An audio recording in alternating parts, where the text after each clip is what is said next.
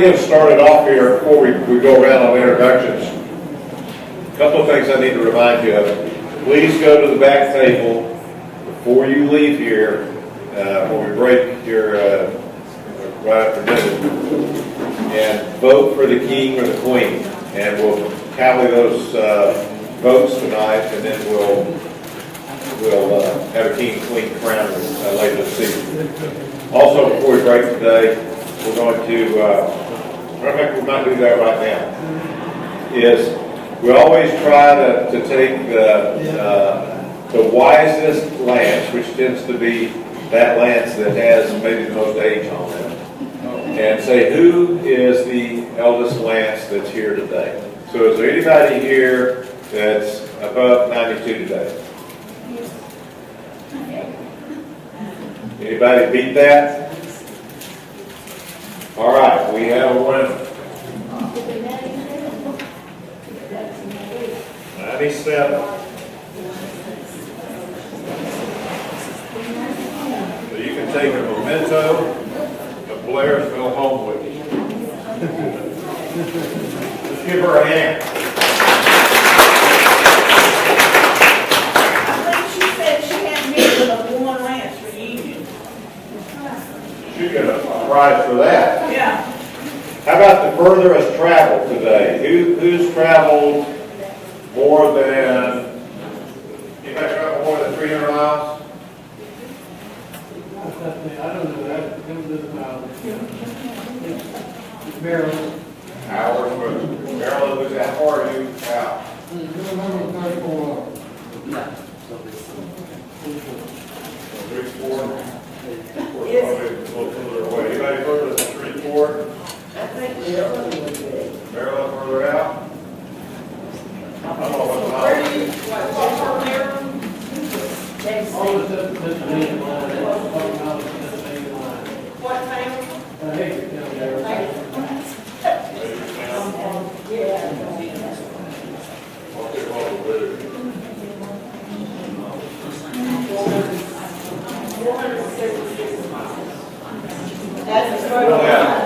We'll have two winners. You got a license plate? Mountain? You got that?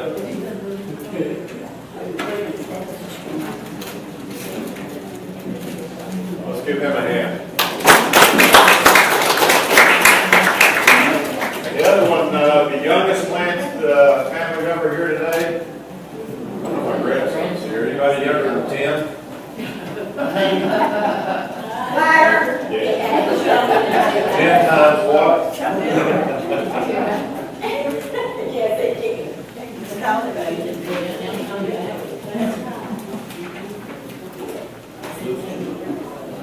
Gift card to Sonic.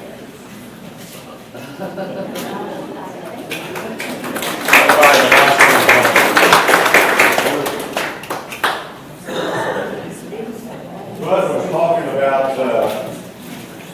Blood Mountain Covenant in the book. We have one here that I want to auction off to the highest bidder. The money for this book will go to the Lence Reunion for next year to cover some of our costs. If you have not read this book, this is a fabulous book that gives you the history, a lot of Lance history in this area here. So I have a starting bid. These books will go for, I think about, they sell for maybe $20, $30, something like that. But the Historical Society, 26 of the Historical Society. So it's a good cause. If you haven't read the book, it's a great book to read. Any bids? 25. 25. Any bids better, higher than 25? 30. 30. I hear 30. Any higher than 30? 35. 35. Got a bit more going on. Jackie, we need more books. You have some? How about we sell for $30? I'll sell both of you a book for $30. How's that? Jackie, you will provide us another book? There you go. All right, there's one, and we'll get one from Jackie here shortly. Thank you very much. Thank you. Just pay Janet back here in the back. So let's start with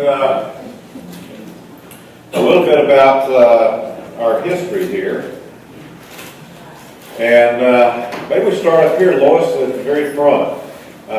We asked you when you came in and you signed in to put a sticker as to which family member you came from. And we've got, I'm wearing red because I'm Peter. And I'll start the process to give you, and then we'll go to Lois to you next here. But what I'd like you to do is give your name, your family line, where you came from. News you've uncovered this past year about your family line that you'd like to share with the others in here. And maybe some questions that you're searching for that somebody else in here might have the answer for. So we've had people that said, I'm looking for such and such connection, and all of a sudden we find somebody in another part of the room that says, oh, I know some information about that that can help you. So that's kind of why we flow through on that process. My name's Austin Lance. I came from the Peter line.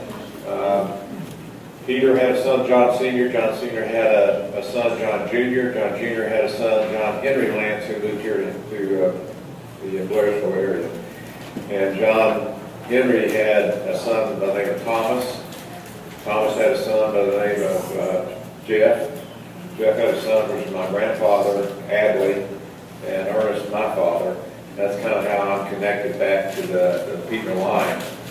You've seen some of the stuff that I've worked on this past year, trying to make some of the connections.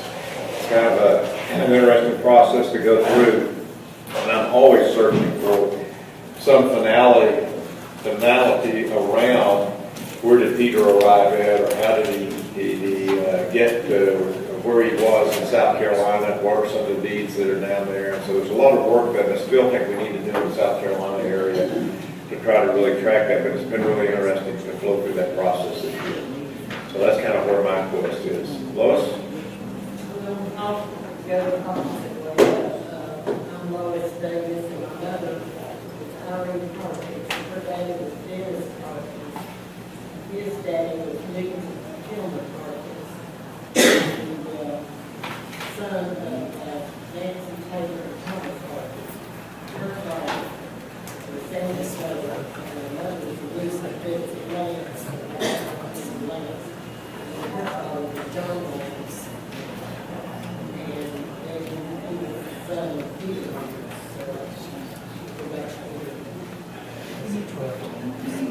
One thing I want to go, I'm a volunteer at the Oklahoma County Junior Rocket Society, and they have they have a lot of books for sale. Last night they had a Union County's book, and Dustin County book, Henderson County book, Henderson County Heritage book, a lot of books. Some of it's Yeah, there's a sale going on right now, an auction, I think, for those books. And so if you go to the eBay site out there, if you've never been on the Buncombe County Historical Society website, you ought to go do that. And you can see all kinds of things out there. There's a lot of books out there. I was telling somebody earlier, a lot of the ship records that I found, I went to one of their auctions a couple of years ago, I think it was, and actually found a couple of pretty big books that were ship arrivals in Philadelphia, and it started in 1730 and worked its way up through 1780, so it made it fairly easy to kind of page through and look for the Lance name or people that were related to the Lance era and find ships that they came over on. Some of the data I have here came directly from that. Lois, is that Jerry? Is that? You want to introduce yourself and kind of what background you know, what you're looking for? My name is Jerry Lance. My father was Carl Lance. His father was John A. Lance. And that's as far back as I know. Okay. So you're searching for that connection that goes further back. So anybody that can help Jerry here today with any information, really appreciate it. Cindy, how about starting with your table? You do. Okay, I'm so experienced. Sarah Martinez.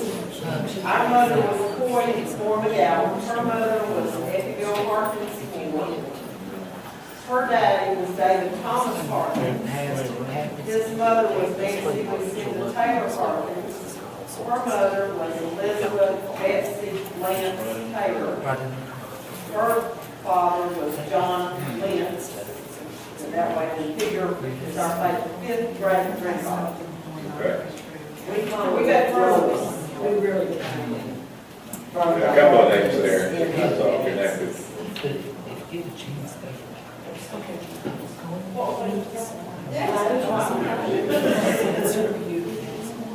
What about the other side of the table? There are many crackers. Miss Ames, his daddy's sister, married early with Blairsville. And Lady Bell Crane. She got killed along with the baby, 4 months old, in a car wreck. Just think Woodstock. I don't know too much about this. We were coming up here anyway. I come up for other reunions, and I am into the Hardens, and I didn't know this in here. It's into the Davis. Davis is out of Logan County. But I am Sullivan, Browns, all of them here, and I'm into all of them. And over at many folks have church. There's a Massmer connection to Lance's here too. Yeah. Goes back into the mid-1800s. I've been doing this for a long time. It's getting where I can't see. I'm on the line. I was telling her that I have one of my great-grandmothers back, grandparents and all with the children out of the side, back to the 26th or so. Wow. Other back England and the Netherlands.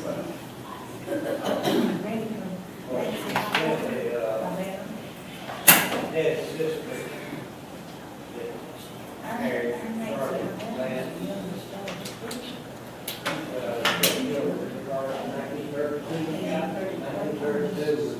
four-month-old baby. They're buried together. Taken in our arms, New David Baptist Church Cemetery on Highway 5. North area. Okay. Now, her name is Maggie. Another next year.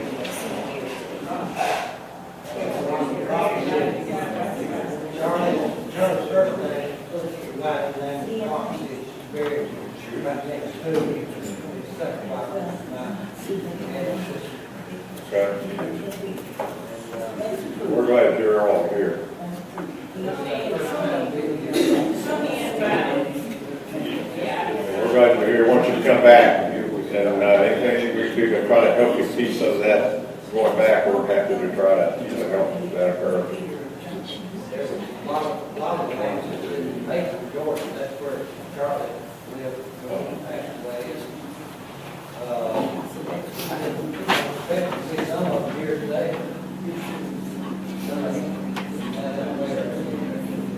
Well, you might try to do what you suggest you do. There's a mailing list back in the back here. It's not completely in alphabetical order, but if you wouldn't mind looking through that, if you don't see names in there that you know should be in there, we're happy to try to make connections with them, make sure they know where we're going to be for future years. And if there was anybody in here, we appreciate you looking at that list.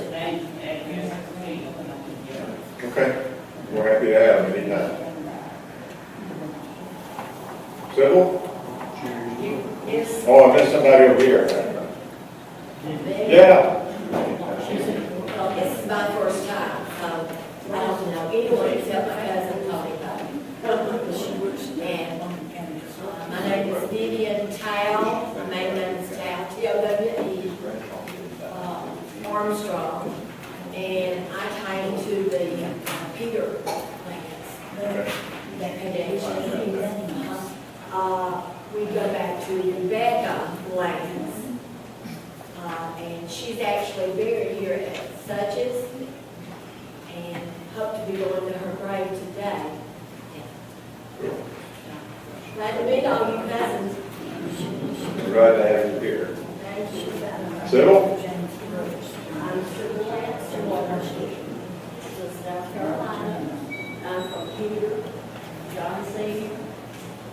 Samuel J. And when I pick up double cousins here, it's from Martin B.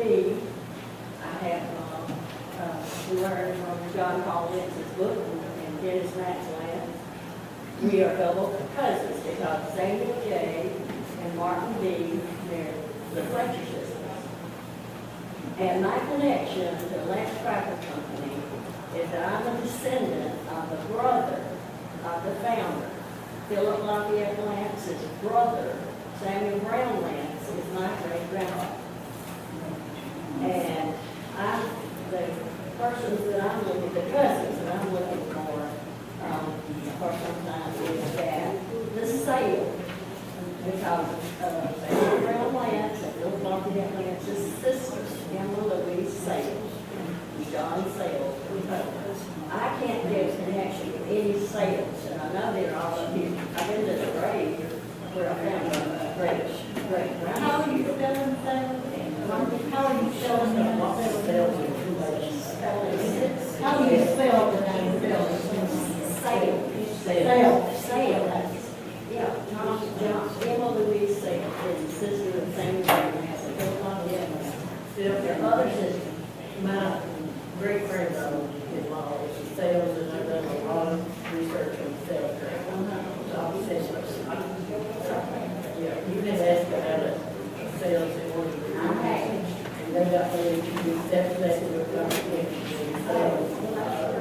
I just can't seem to get find you. Do they ask you, was it you that were looking for? You mentioned the name, Emma Louise Sales. Emma Louise? Yeah. It sounds like she's very. Yes, they're down and found their grass. And that's where I found the mother of the founder of David Hunter. That's one thing I'm not going to find that. My grandmother is a great, and she's buried with the sales. She lived with it. That's as far as I've gotten in my search.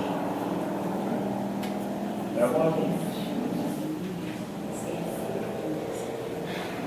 I guess I'll start with Peter.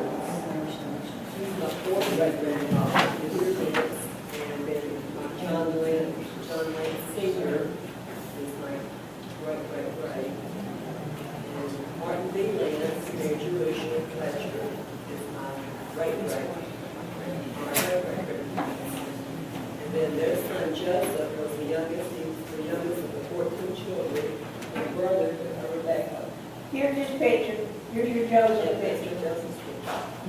And he was born in 1849 in Hendersonville, and on Hooper's Creek. And his son is my grandfather, James Settlance. And James Settlance was born there also.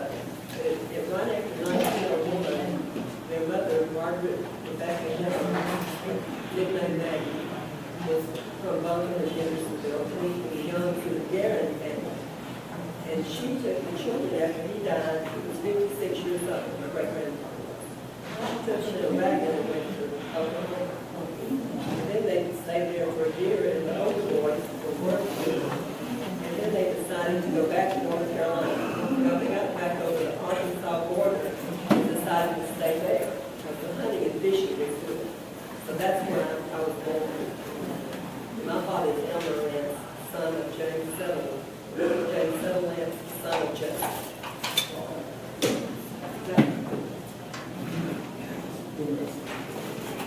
Here's the book. Let's go to the center table here. Jackie, you want to start? Yep.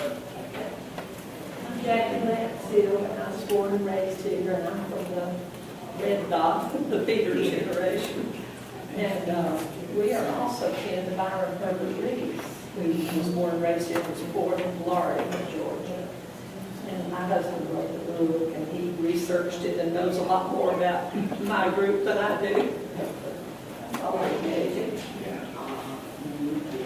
I'm Lucy Lance, and I'm the same craft shoes from years back. This is my first time here, so I have to say I was impressed with the genealogy and should have a look at it.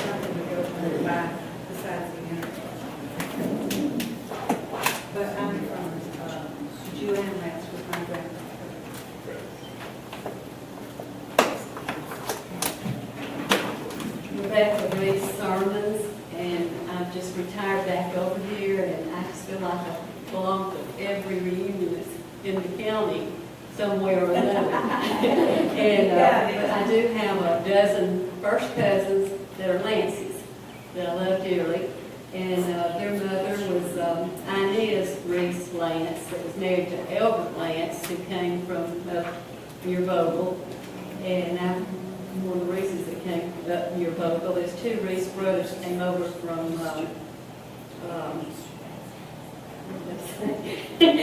anyway, they came over from Wales, and the two brothers with the last name Reese, and Brian Herbert Reese's family was one brother, and my great-grandfather was the other brother. So, but I knew Brian Herbert from my mother having gone to school with him, and we used to see him around before I was a freshman in high school when Brian Herbert Reese took his life. But we were always followers of his works and had most of his books. And my good friend Judy asked me to come with her today, and I was just delighted. I just met so many really nice people, and indirectly we're all distantly kin. Thank you. I'm Linda Beaver. I also knew Brian Herbert Reese. I remember going with my dad when I was about 6 years old. Just on display up there now. So you're through Peter, I'm through Peter. Who did you say was Peter's son that you went back to? John Senior. John Senior. I don't, he's got my book, so I don't remember. I don't remember the one in between, but whichever one from Peter had a son named Russell. And Russell Lance marries Margaret Swain. Swain, it's spelled S-W-A-I-M. I don't know how you pronounce it. I guess it's called the Swains, Swains, all of the different spellings. But she was my Granny Peggy, and she and Russell, I think, built the house that he was referring to, the one that Dr. Jack Lance lived in, and the chimneys of that house are still standing.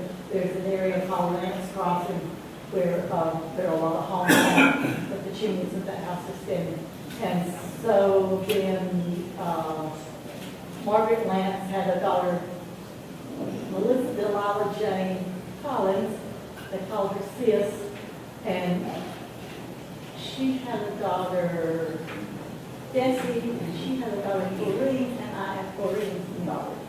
My question is, the way I got my book is a man in Alaska, in Eagle, Alaska, who I live next door to, who happened to descend from these same Lances, Russell and Peggy, gave me the book. He was my second cousin, twice removed. He had never been to Union County. His name was Richard Allison.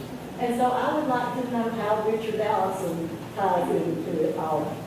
Because I don't know. He passed away, so he had brain fever, so he was not able to ever come here. But he had pictures of Granny Peggy's house. He had his whole genealogy that was all my people, and we met 5,000 miles away. How about that? That's an interesting story. But I grew up here. Your Russell is a brother to Nye Thomas and a brother to Chris's golf plan. Okay.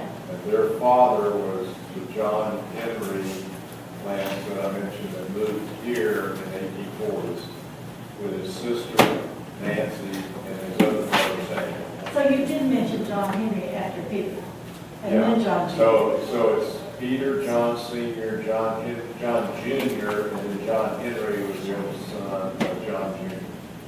Okay. And your Russell was the son of John Henry. Okay.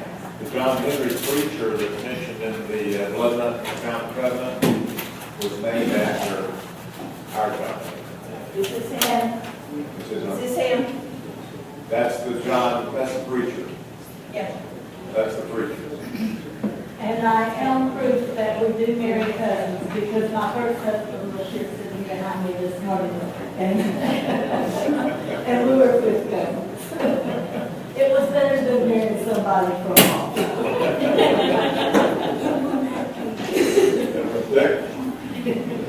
My name's Dick King. My grandmother, Dora, was one of the middle children of the preacher. She married with her daughter, my mother, Billy Ann was her name. She didn't like that, but she went on Bill. But then I'm here, and I had a brother who passed away some years ago. What I would be interested in hearing about is the full name of my grandmother's siblings. I have been listening, of course, in the Jack's books, but I do not have the full names of my grandmother's siblings. If anyone has it, I appreciate noting. Louise, you want to give a little background? Well, I had my great-grandfather, which was married. He was a brother to John that was killed at the bridge. And I think I have a cousin that keeps up with all of this, and she's got the very family. If I don't know something, I email call her. But I think out of Samuel and Rebecca, and I'm in the first second together on one of the first races. Samuel came with John Henry, his sister. These families here too. But anyway, my grandfather, my great-grandfather, moved back across the line, state line, in North Carolina, to a hill that I haven't found out which hill it is yet. I've asked over there, but they don't usually know. You have to find it. Was he the sheriff? Was he the sheriff?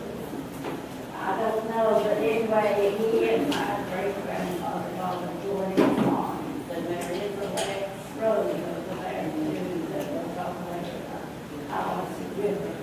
And the hills, the grandkids, or the great-grandkids, still have the farm there on food water.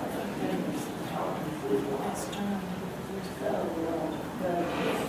when Ron was killed, my great-grandfather went in jail, and he wanted to see the man that killed his brother, and he did. So it happened, the sheriff came back in, and he wouldn't let it because he knew he was guilty. He was evidently a motivator because he and Fairley and some of them were accused of blood burning the courthouse here. But they wouldn't do what they did. The courthouse did burn. It did burn, and we lost a lot of records there. Some of them were in the state, some of them weren't. And so we have a service of John.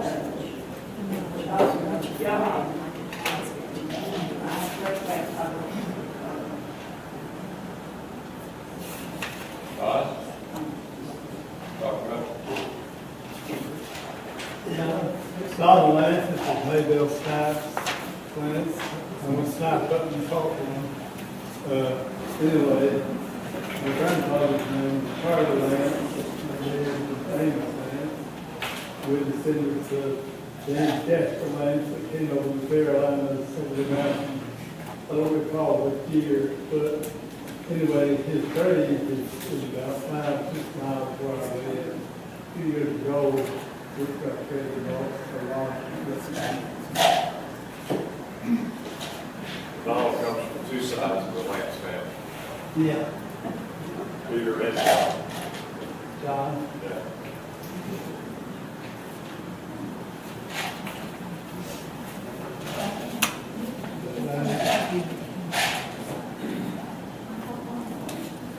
Anyway, Vida and Yvonne, my sisters.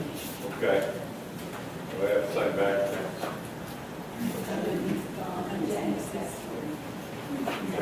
Jan and Donna back to back.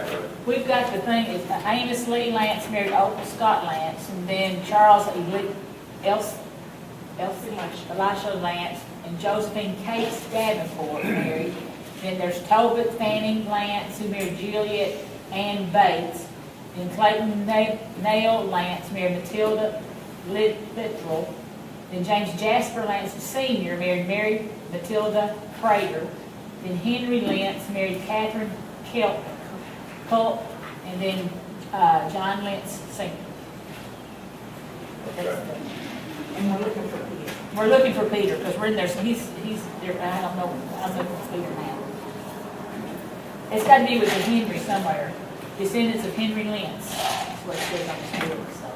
Okay. There was a Henry Lentz that was living in Nashville that moved to Middle Tennessee.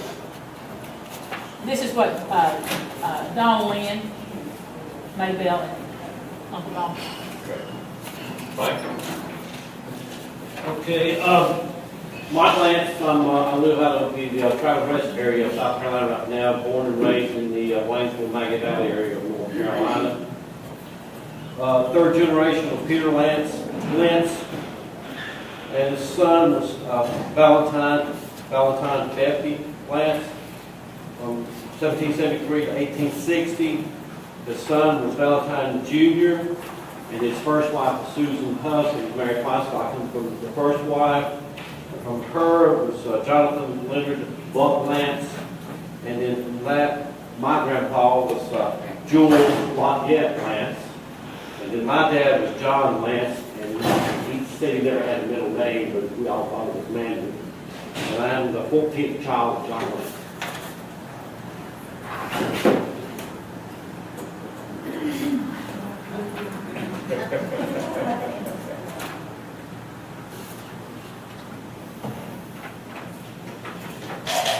I'm Donna Sazy.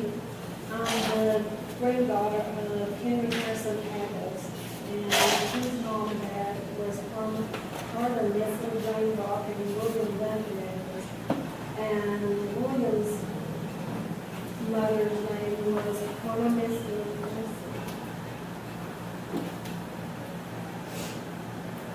His fourth was Senator Lance Brock, the son of James and Shepherd, something like that.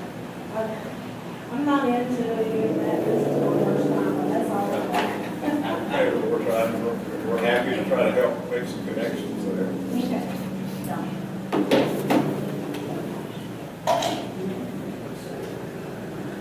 JC, you want to talk? Sure. Get that table going? My name is John Lance, Mike Lance, and my grandfather were related. I still haven't quite figured out yet. Valentine was definitely part of the family. The Lance family is one of the pioneering families of Brevard in North Carolina, in Transylvania County. My dad was named Charles. His dad was named John Robert. He lived and died in New Jersey. And his dad was Joseph Anderson Lance. And they had about 5 or 6 children that I don't know all that much about. I pretty much found out as much as I want to know. I know who I am, where I'm from, and I just love coming here and seeing people every year. But I learn a little bit every time. Hopefully I'll have more to talk about next time. If you haven't seen, John takes really good pictures. So out here on the auction table are a bunch of photos that he's taken. And the way we set that up out there, if you see one of those photos you want, you just put a bid price on what you're willing to pay for it, come bring a picture in here and pay for it. There's duplicates out there too. Oh, yeah. So thank you. Enjoy those photos. Really, really fascinating photos out there. He's a great photographer. Appreciate it. Diane? Well, I'm good. Okay, let's go on. Did I leave it up there? Out here. Okay. Oh, I'm Diane Bishop. married name, I didn't take it, but it's Ruth Preston, it's a German name and nobody can pronounce it, so I just retained my maiden name. My daddy was Roy Bishop, then Wiley Thomas Bishop, William Thomas Bishop, and then Thomas. Thomas married Martha Jane Town, a brother to Tony's John Justin, and their mother was Rebecca Lance of Town, daughter of Martin B. and Jerusha Fletcher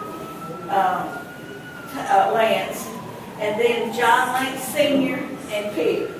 And that's how I come in the picture. I have a card with an email address and a telephone number. If anybody wants it, I've been working on this with Dennis and Drew Austin and whatever else, and I probably got 20 books made about like this, family group sheets. And if I can help anybody, be glad to. And it's got my email address on it, and if I can't do nothing else, I can send that computer and I can email. So, and I love to do that. I'd be like Howard Hughes. If I didn't have little critters to feed and a husband, I would eat, drink, and sleep at the computer. So, you know, that's me. But my dad was born in Suches, and all the Paynes, Picklesigners, Towns, Harkins, who else know me but anyway, are all related, and Paynes and Picklesigners and the bishops now come in, and we're a lot of double cousins, like the Lances. There's a lot of double Lance cousins. So Diane's comments, for those of you that are really looking for something, she does have a lot of information and a lot of books. So she can do some real deep research to help you maybe. So don't overlook connecting with her. And I get a card from her, she's got her address, email contact. You tell them you've got a private site too. You've got a lot of information on your private site. Yeah, I've got a site that if you'll connect to me, I'm happy to connect you. I'm on Ancestry, before I keep most of my stuff. But it's private. But it shows up as if you look at, you'll find my name out there, and it says privately owned by me, and I'm happy to connect you to it. I just haven't made it public. Is that under Austin Labs? Yeah. So if we're friends with you on Facebook and that's... Yeah, just connect with me on Facebook and I can connect you to, I just need an email address and I'll send you through Ancestry, I can send you a connection to my site and you can look through that as well. I try to use some stuff that Diane's called, I try to bring it up to date. It's a work in progress. All of us are, if you talk to us about the work that we've done, it's a work in progress. I send him stuff and I can look on there, but you're a little behind on your Yeah, I'm behind because I haven't updated a lot of stuff. Yeah, I got a lot of postings to do. Diane's overwhelmed me this year with stuff. That's great. And when somebody dies, I reckon I've been designated this time to pull the obituaries. That's the highlight of my day, is to go to all the different newspapers and funeral homes and pull names. And when I do, I print out the obituary and I print out a pedigree. And the ones I call heavy hitters, the ones that does the most research, if you want me put on that list, let me know because I do send that out. She sends it out, and there's a lot of And then Tony information. puts it together for a memorial for each one that's died in the last year. Right, so tonight the memorial, we will do a lot of, that comes from, all that comes from the work that Diane and Tony have done to pull that together. So we'll And if anybody has a death, please send it to somebody, some one of us, that we can make a memorial to them, you know, at the end of the year, like at the banquet tonight. We'd like to have a little session and go through all of them. I think that's, was it 42? 40? We've had 40 deaths, Lance related, in-laws and outlaws and whatever. Wives off, husbands off, and then those people themselves. But I try to put the pedigree so that help people tie them in. They know what family they come out of. Ron, want to say anything? Everything that Diane said, This is my youngest brother. Except that notation stuff, I don't. This is my younger brother, Donald. He lives in Dawson County. And sometimes he'll tell me a tale of our grandpa, and I'll try to write that down so it won't be forgotten. A lot of people don't do that. If you know something about somebody, make a notation of it, put it in their file. Oh, not that he was just, census record says he's a farmer. But he might have been a farmer, he might have carried the mail, he might have been a blacksmith, he might have made coffins. Now, I have my grandpa Tally was all of those things. And a lot of people, when they write something about somebody, put a little personality in there. If you find out that they have, you know, they did different things and what all, then make a notation of it, because that's part of them, to let you know what kind of person this was and what he did, and whatever. If he was a deacon of the church, if he was a mason, just notate, make a note of all of them. Yeah, all that stuff just gets lost over time, forgotten. Yeah, well, there's also, I've started what you call grandpa tales. He'll tell me something about grandpa, and see, I was so young, I didn't remember my grandpa. My oldest brother stayed with him a lot. So every now and then he'll tell me, one time we went and did this and that and whatever else. Well, that's part of the makeup of that grandpa or grandmother.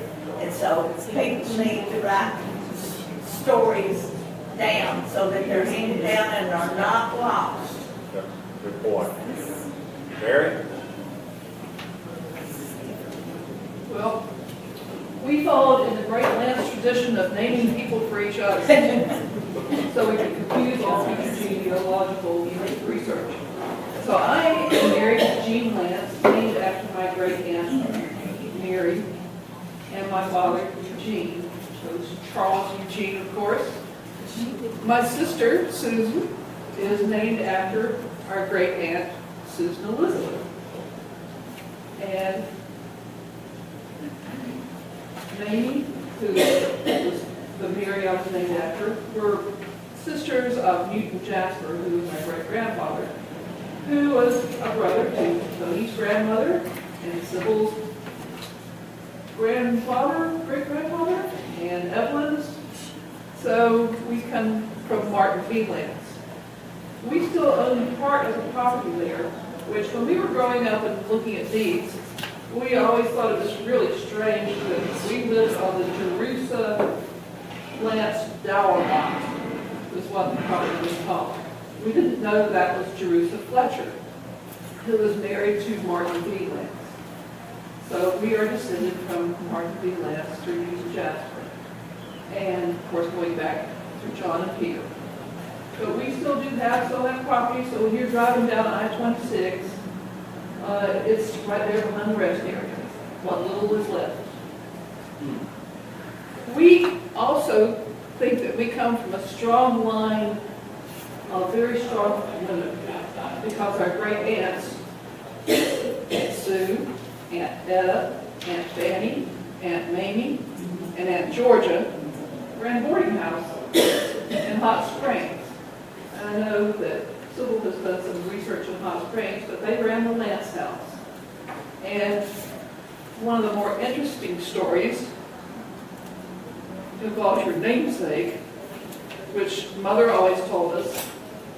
These ladies never married. You know, the Lances, we kind of thought that they were better than everybody else, and they couldn't find suitable husbands. But one of them did.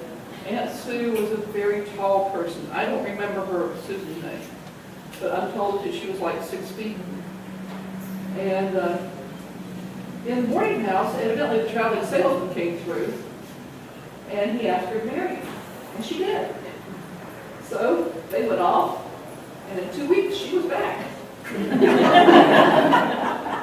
Steve said he married her to take care of his children, and she says, if, you know, I'm going to be somebody's servant to take care of her life, I'll do that here at the boarding house. And she took her little suitcase back up to her third floor room, and that's where she stayed thereafter.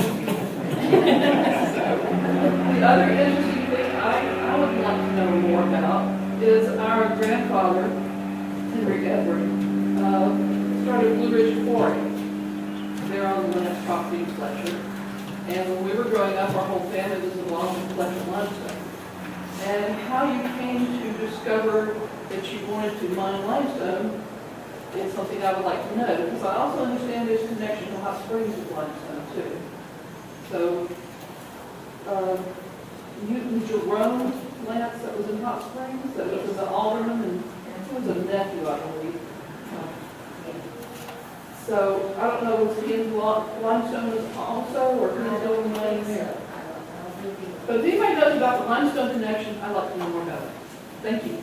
Those latest pictures are in the book. That face there.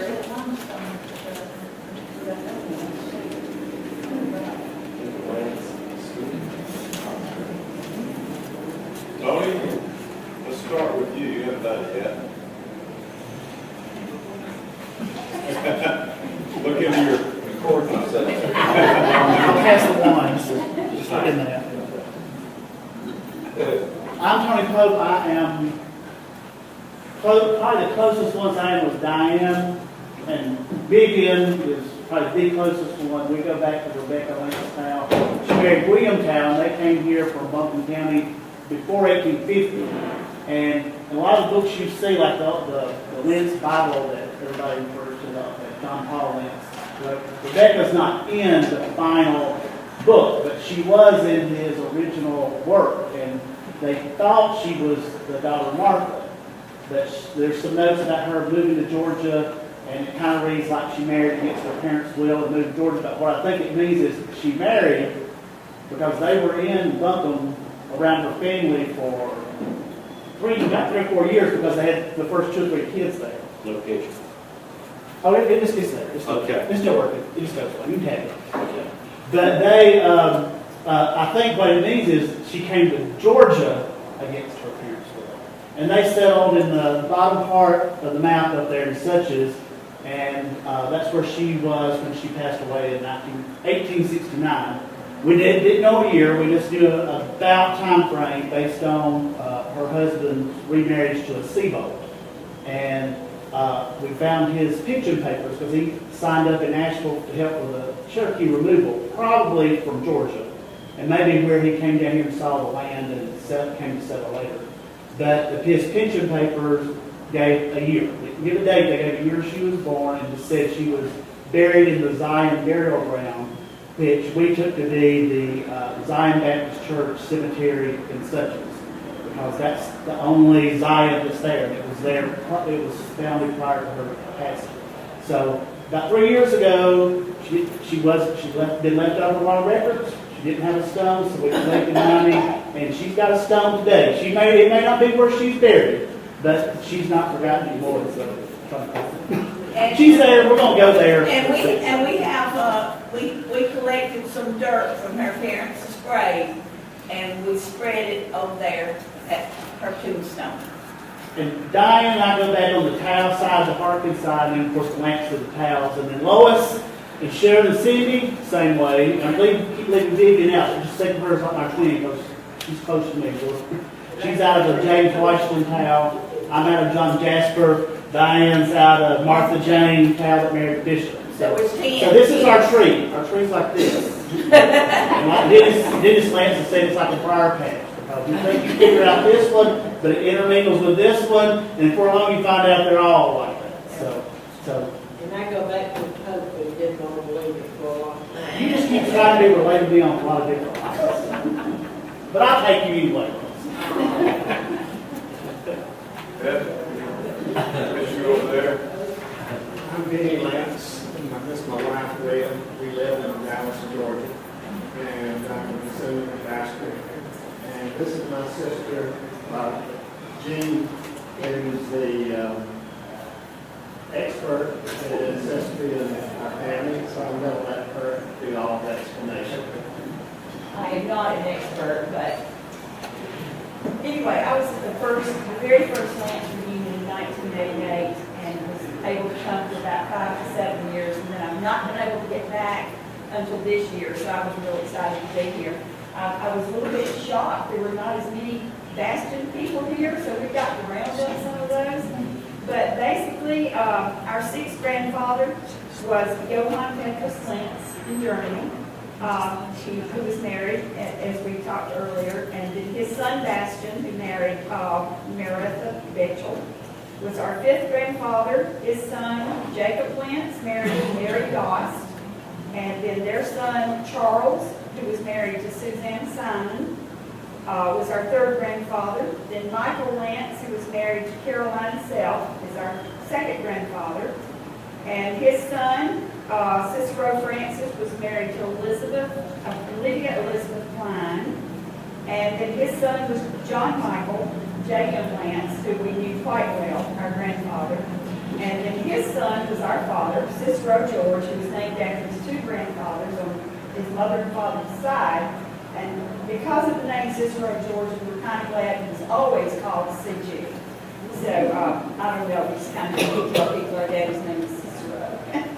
But anyway, we have had the pleasure of being at Bastian and DeWalt's grave at the Oregon Lutheran Church, and being at the stone chapel which our grandfather Bastian and his son Jacob helped build.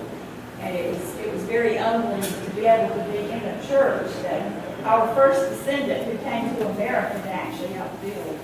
And probably there they have a new church built adjacent to it as well. And in their case there they had an old pewter communion cup. Yes, there's the grave. And they said that it was very likely that our grandfather Bastian had actually taken communion from some of those pewter cups. It was kind of like one cup, that everyone drank out of. And so the DAR put up this new headstone a while back, since he did serve in the American Revolution. And so we're just really excited to be here and learn more about the extended part of the family. So like I say, we just got to get some more Bastian people around out here. So big to me, all of you, somebody that I remember from way back. But maybe I'm probably about the only one that we have some direct contact. We have some mutual friends. But thank you for having this, and I hope we can really do that. It's interesting when you talk about Bastian and who he married, Bushel, with BTCH, the family name of the lady that he married. BECHTEL, Betchel. Bastian's wife and DeWalt's wife were sisters. I did not know that. Yeah, both came from that family name. And both, of course, ended up in the Salisbury area. Their properties actually joined together based on the deeds that we've seen. The farms were right next to one another. Right on, I can't remember the name of that creek down there. There's a creek down below the Oregon Church, and they were down closer to that. But the distance between their properties and the properties of Peter and John probably were more than 10, 15 miles. So they were all real close together when they finally settled. Really interesting background on that too. And we need to get more DeWalt family members here too. And I was mentioning earlier, we found out this year, Captain Norris and I had a conversation yesterday. We found because of some health reasons. She wasn't able to get down here this year. She had to become a driver and get her down here. But she said that she found out that there was some Bastian family that was actually doing a reunion in the fall somewhere in the Hickory, North Carolina. And they haven't come over to Asheville yet, but that Hickory, North Carolina area back up there to Charlotte is where they intended to try to meet. So we're talking about Asheville as our location for next year's reunion. And so what we're going to try to attempt to do is connect with that group of Bastian descendants and see if we can combine the two together when we have next year's reunion, or at least try to connect us together. And Catherine's got some connections in there. She can help us make that happen. So we're getting pretty close to free time. It's right at noon. Those of you that, I tried to put a couple of maps together. There's a map back here on this back door of the Union County area, and you'll see on that map, there's a couple of big black circles that kind of show where the John Henry group settled when they came here to this county. There's still some of the old homestead properties out there.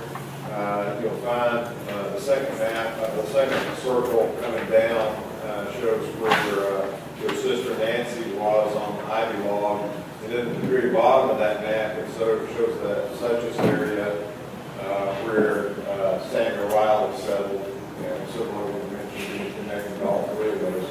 So that map, and then the map that's up here that says Union County on it, is a map that shows all the land grant blocks and the way the county was originally laid out. And deeds that we found on certain lances, and we've got a lot of work to do on these. At least the ones that were in the northern part of the county, you'll see penciled in with ink, sort of shows where their properties were and what the names were written on those properties. There's some, I remember Russell Lance mentioned in here, there's some Russell Lance properties up there. The Thomas Lance properties up there, John Henry Lance properties. And down at the bottom, there's some Samuel Riley properties and a few others that are listed there. If you're interested in doing work in this area here, definitely go visit the Buncombe County Historical Society this afternoon and at least pick up some information about how to make contacts with them. They're in the old courthouse. Again, that's the old courthouse building. It's a big red courthouse building.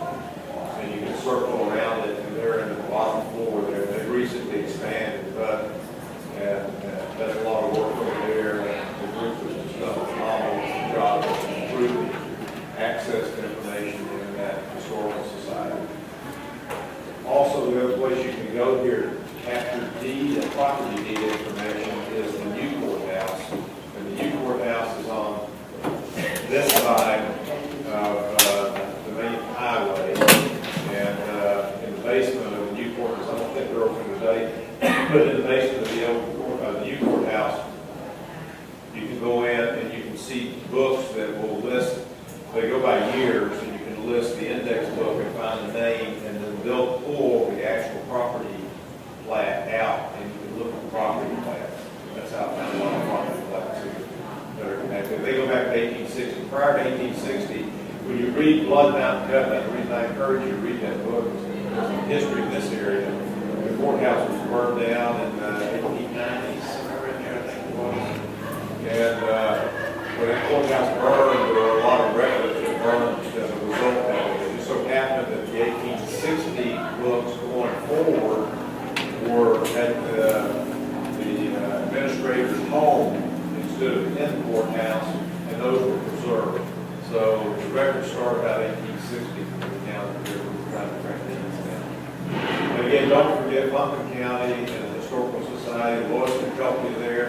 It's a wonderful historical society. It's got a wealth of information that tracks back. It's got, I know they've got copies of Lance books, both of them, I think. Yeah, and we have a new book that just got published, you know, where the courthouse burned and there wasn't a 1709 historical census in Buncombe County. And one of the ladies spent about 3 years in reconstructing the census. And as we mentioned earlier, Lois and I ran across a book this year that was written about the Murray family. And connected with me. I'm happy to connect with that. It's got a lot of Lance information in it too. It talks about the Murrays moving to Buncombe County, the 96th district. And the history of the Lances and the Murrays kind of broken up in that area. So, and hopefully next year, if we do the reunion in Asheville, we might be able to get this lady to be a speaker and talk a little bit about some of her research that she developed that with on various clients. That would be interesting. So any questions prior to break today? We'll be here tonight at we'll start at 6 p.m. And so we'll start off, Tony's got, as I said, Tony and I have done a great job of putting together the host. Don't forget to tell the ones that wasn't here that if they want one of those Blood Mountain Covenants or a historical or the cemetery book, they've got them at the old courthouse at the Historical Society. Right. And they are open today. They are open this afternoon, so if you can't go to that, you want to make a trip to one of these cemeteries around here, look at the map, and you'll find some connections. Tony, you're going to, one of the locations. One to Sessions. Besides, if you're interested in taking there, Tony can kind of connect you with that. And then again, we'll see here tonight, we'll do the memorial, we'll have a brief business meeting, and then we'll have dinner and then we have some very, any questions? All right, everybody have a great afternoon.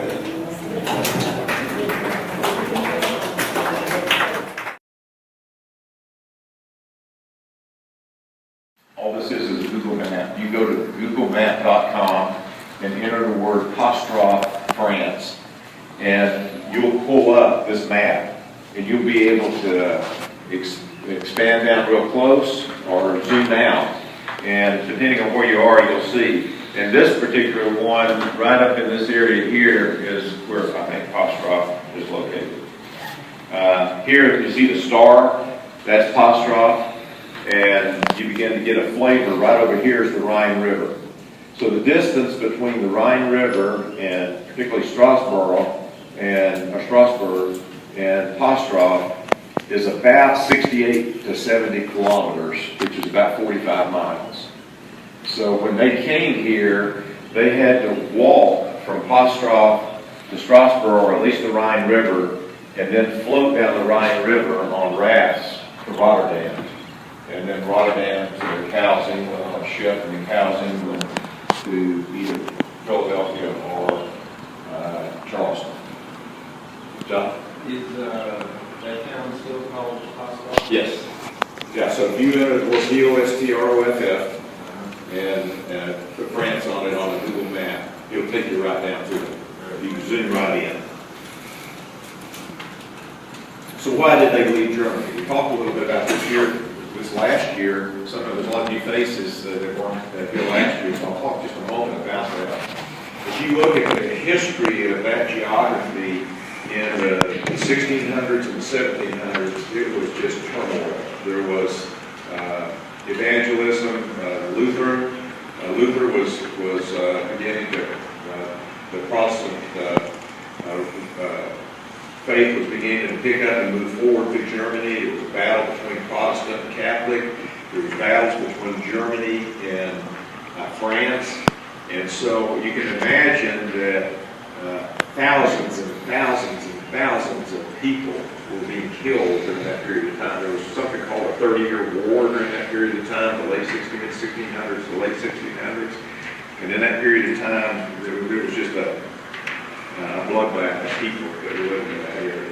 The other thing that was happening in that area, as families grew up, they had family farms, and family farms, as they brought children on, and they had 10 to 15 children back then.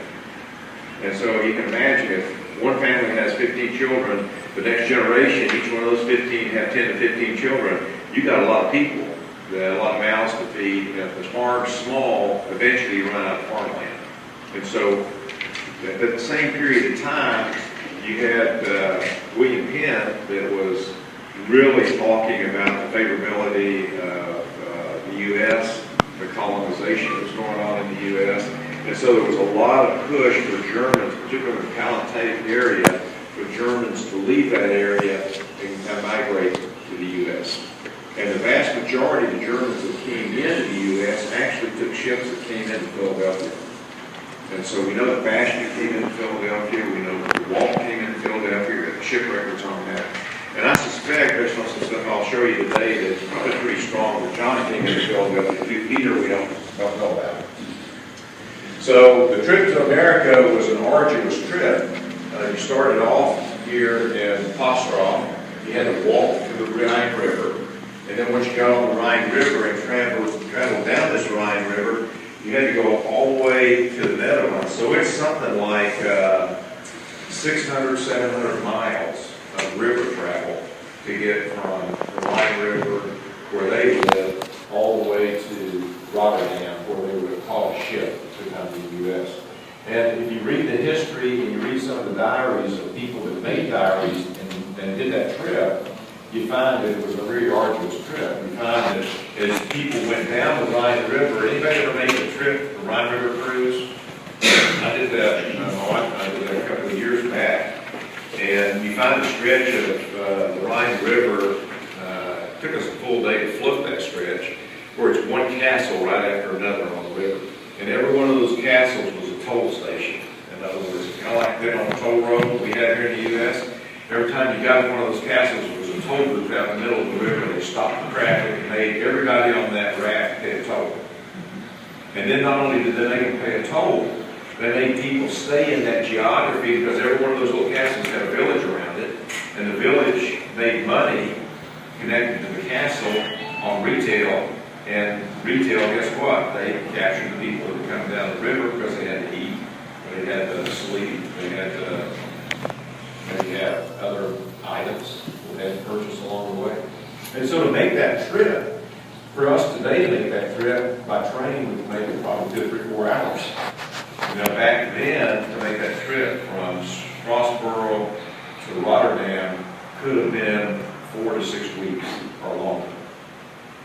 So if you're going to walk, a wagon, I'm told back in the days where it had dirt paths, a wagon might make 10 miles a day, loaded it up.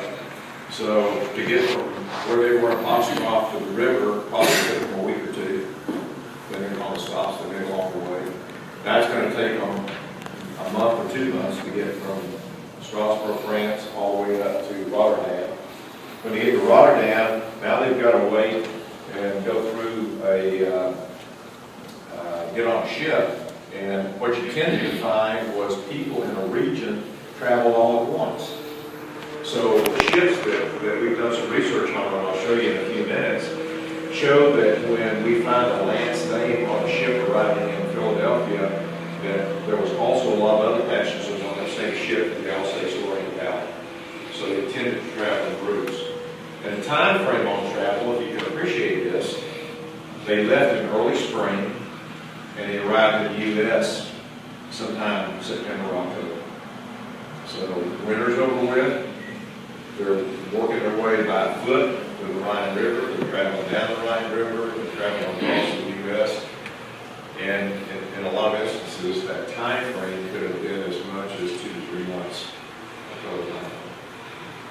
And then the conditions on the ship and everything were terrible as well. These are some pictures of the Rhine River. You can see here, these are the kind of castles. These are pictures of castles that are still in existence today, the remnants of those. There's a toll booth, if you will, right in the center of the Rhine River. And the structure of that toll booth, I think, takes on the same structure as what the castle sitting up on the hillside looked like just as well.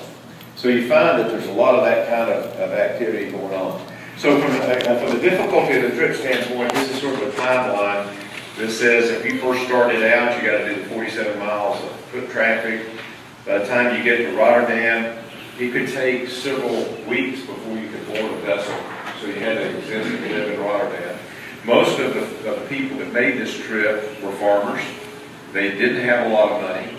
So what money they did have, they spent a lot of it on the river trip and getting into the Rotterdam and getting on a ship. And a lot of times, the ship captain didn't collect the money for their transportation to America until they landed. And then to get off the boat, they had to pay their fare. And a lot of them didn't have the money to pay their fare. So guess what? They ended up in servitude, indentureship servitude, for a period of time to somebody in the U.S. where they worked off their fare. And so when you read the history of ships arriving in the 1750s to 1800s in Philadelphia and in Charleston, you find that other Germans in that area, if it was a German ship, they would go to port. They already had farms in the area, and they would take and pay people passage, and then those people would be indentured to those individual farmers until they paid off. So it could be a year or 2 years of work before they paid everything off and then finally moved to their own ability, their own freedom to be able to be here. So it's a very arduous trip, very difficult. The arrival, the ships themselves were, you can see from these pictures, which are indicative of what it was like for a ship. You see all the people here. You can see a ship here with people, this is an arrival of a ship coming to America. And you can see the port of arrivals. And you can see here a ship and see all the people that are crowded on that ship. You can have anywhere from 100 passengers on a ship to 400 passengers on a ship. So think you've all seen some of these ocean-going vessels that existed back in the 1800s. They're not big vessels. So you can imagine 400 people crammed onto one of those vessels, what life was like. Particularly if there was a storm, people getting sick, people dying. The stories that I've read, the history I've read on it tells me that if you had a child on that trip and it was 7 years or younger in age, there was probably a 90% chance that child was going to die on that ocean voyage and be buried at sea. And so it was a very arduous trip. So when you think about the difficulty of John, Peter, Bastian, and DeWalt, and others that made that trip in the 1750s to get here to America, it was a very difficult and arduous time. And then when they got here, we think several of them had to do servitude to be able to pay off their trip.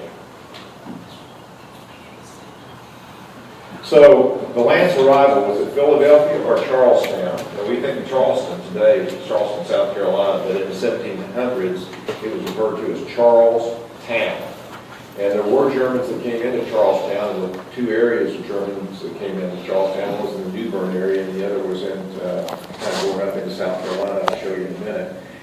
But we know for certain, as I said a minute ago, that Bastian and DeWalt actually came into Philadelphia, and we know what those records indicate.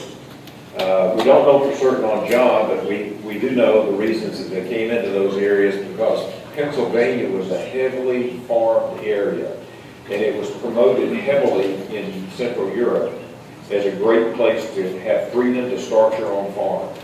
And we see that when deeds were written in Pennsylvania, deeds were written in the range of 200 to 500 acres for a farm. That's a pretty good sized farm. And we know from deeds in the Blairsville area and in the Asheville area that our ancestors had farms that were 500 to 600 acres in size. Pretty decent sized farms. So, and the other thing that was interesting here was a statistic that I found at the bottom of this page here, and I took a note up here. Only 10 to 20% of the passengers that arrived in Philadelphia on any of those ships, and there were, over the years, there were hundreds of ships that came in, only 10 to 20% can pay their fare. The rest of them ended up having to indenture themselves to somebody and work that fare off once they arrived in the U.S. That means 80% of the passengers. That's why I think that our ancestors probably had to do some form of indentured servitude, although we don't know that for certain. The probability is that they did. So the arrival information is that we know for certain that Bastian and DeWalt came in to Philadelphia. Bastian came in 1754. DeWalt came in 1759. We know Bastian and DeWalt have birth records that have been uncovered in Postroff, in a church in Postroff, and on DeWalt's church record, it says left for the U.S. in 1754. We know that Bastian and DeWalt's mother and father were Petros Lance, and I think Catherine was her name, but don't hold me to that. We know that their mother, the maiden name was Klein, K-L-I-N-E, and that she was from a village that was about 3 kilometers or 4 kilometers from Postroff. We know that from church records for certain. We also know that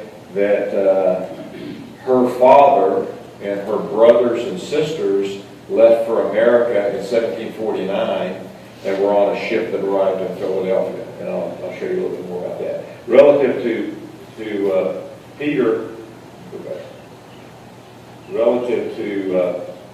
Peter and John, there's a high probability that Peter came to the U.S. in 1748 to 1750, and I'll show you some evidence of that in a minute. Peter, we really don't know whether he came with John or came after John, but there's some evidence. Evidence that they could have come into Philadelphia, or evidence they could have come into Charleston. And there's an old family story, particularly it was connected between family here in Blairsville and family in Asheville,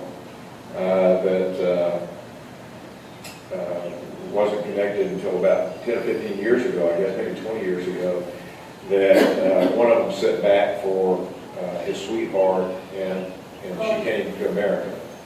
And so, did she come with Peter? Did John call back for Peter to come, and he come with Chloe?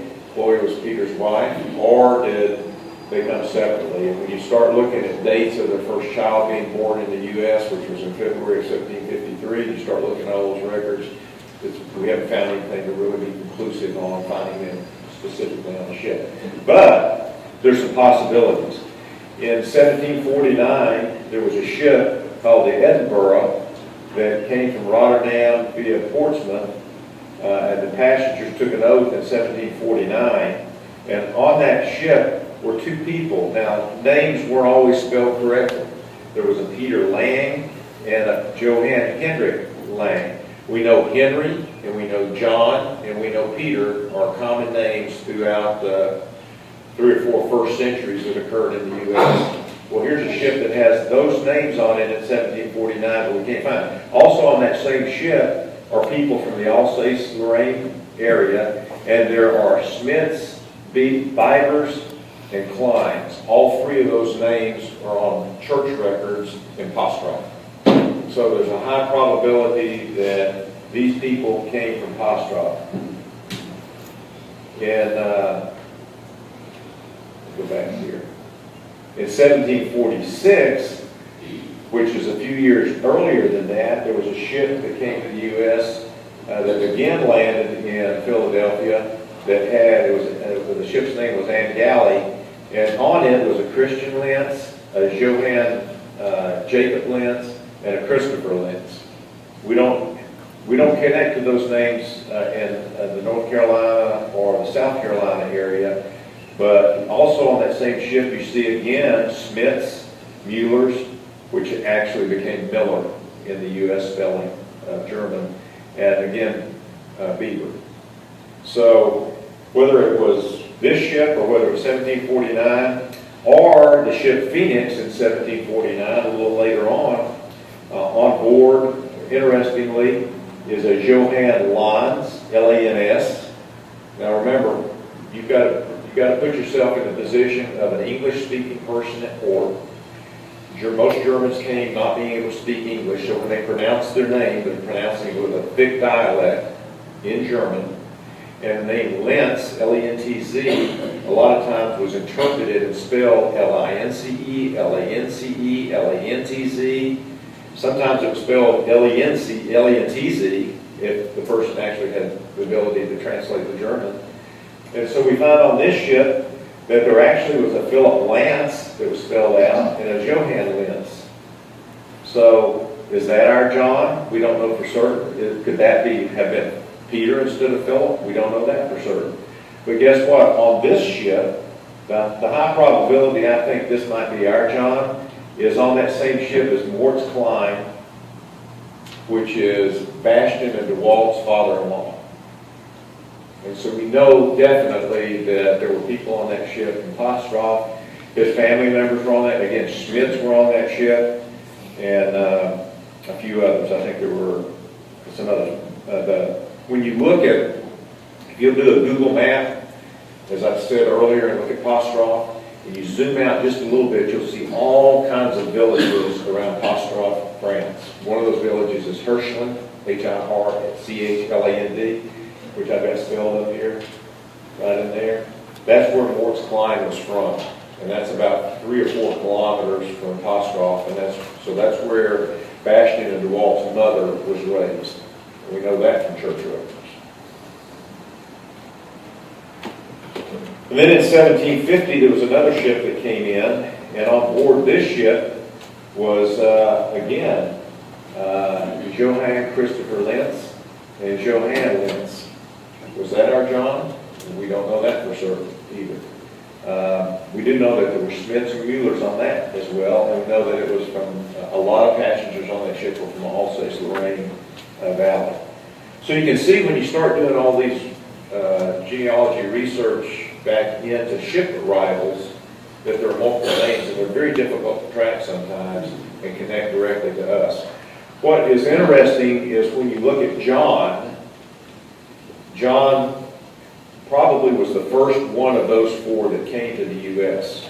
And we think he came prior to 1750. And the reason that I believe he came prior to 1750 is because he married into the Cup family. C-U-L-P was the English spelling, K-U-L-P was the German spelling. Caspar Culp was a Pennsylvania farmer. He sold his acreage. He was very prosperous in Pennsylvania. He sold his acreage and he bought 900 acres on the Catawba River right at the corner of where today North Carolina and South Carolina joined together. At that point in time, it was called Camden District of South Carolina and the Anson District of North Carolina. And so if you go back and look at an 1800 map, you can actually see the word Cup, C-U-L-P, and where his property was located, because the guy that drew those maps up in the 1800s put family names where the plantations were.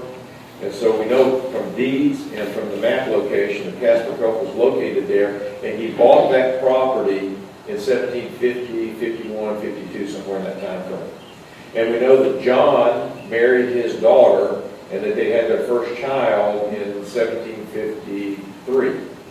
And that child was born in Camden District. And so my belief is that John came into Philadelphia. He could have been indentured to the Culp family, and that's how he met Caspar Culp's wife, Catherine. And they married, and he moved with that family from Pennsylvania to South Carolina. If they did do that, they came down what was called the Great Wagon Trail, which there's a lot of history on that that's interesting to read too. So we know definitely that John is married to Catherine Culp. They're living on the Catawba River, right at the edge of North Carolina and South Carolina, which is right down below Charlotte, if you look at today's map, in the 1753 time frame. What we do know from John's history, regardless of which year he came into the U.S., that he did marry into the Cup family, that the Cups moved from Pennsylvania, as I mentioned, that there are deeds that we have found and identified where Caspar Culp sold property to John Lance, and then John Lance buys more property in that Anson, Mecklenburg, North Carolina area. Ultimately, John moves to Salisbury, North Carolina, and buys property on Crane Creek. And the property that he buys is 10 miles from property that Peter owns on Crane Creek near Salisbury. And all that transpires in the 1780s. Between 1753 or so, when Peter comes to the U.S., we know Peter's here by February 1753 because he has a child born in Camden District. And we know that he was born in Camden District because Camden District ultimately became Union District, and Union District was what was recorded on his Revolutionary War pension application. And he shows his birthday in Union District in February 1753. So we know Peter's here in 1753, but we just can't really track back to find exactly when. So John stays in Salisbury on Crane Creek until about 1800, and then John moves about 10 miles south to Riley Creek, and that's where he dies in the 1889 time frame. And there was a terrible plague that came through that area, came across North Carolina during that period of time, and a lot of older folks passed away during that plague. And so we know that John passed away during that period of time. We know that Bastion passed away during that period of time. We know our Peter, those of you that are, a lot of you here that were Peter related, passed away during that period of time in Nashville for the apparently same issue. When did Peter arrive? We don't know for certain. Did he come with John? Did John send back for Peter to join him? Did Peter bring Chloe, his wife, with him? Did Peter send back for Chloe?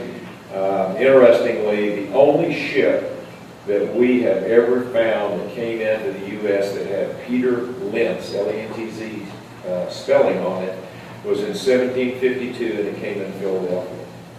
The family history says that John, one of the brothers, met employed at the ship in Charleston. That's what the family history says. The family passed down stories.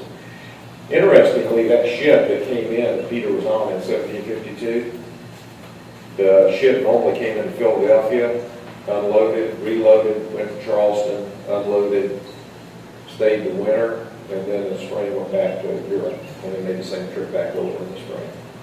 And so it could have been that is our Peter that came in to Philadelphia, and he stayed on that ship, came to Charleston, and John picked him up in Charleston.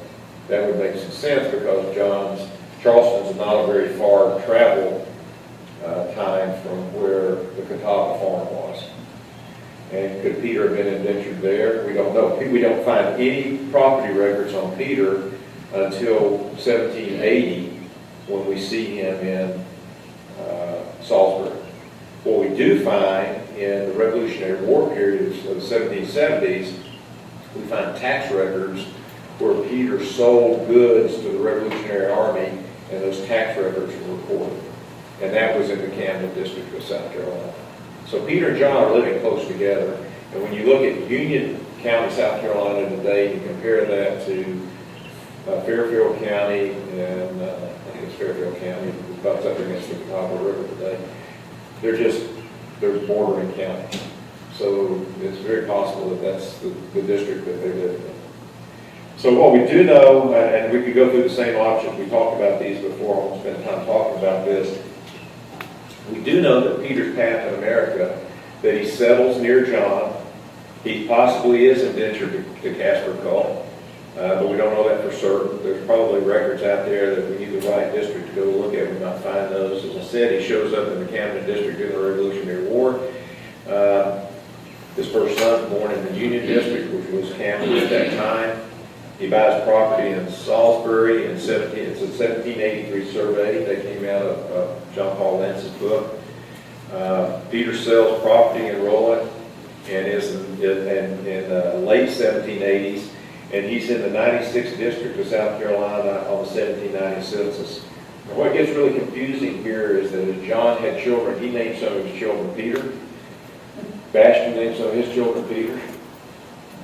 Peter named some of his children Peter.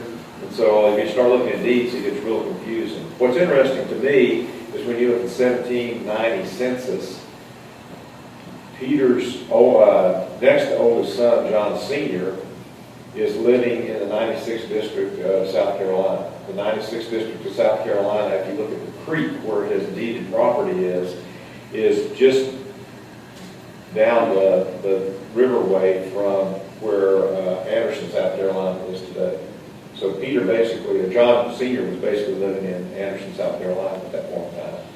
And that area, if you look at the old 1800 maps, you'll see that there are Indian paths and roads that were developed from Indian paths from that 96th district area all the way over where Casper Call property was, kind of the northern side of South Carolina, which is sort of an interesting path.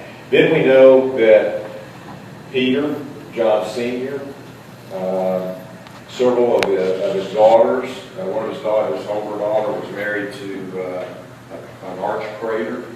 We find that all those had deeds in that Anderson, South Carolina area. Those deeds were sold in the early 1790s, and they show up in the Arden, Asheville area on Hooper Creek and Cane Creek, which is now right where the Asheville Airport is. You know where the Asheville Airport is. John Lance Jr. actually had farms, as I understand it, that was right in that area. Part of the airport runway actually crosses over where his old farm was.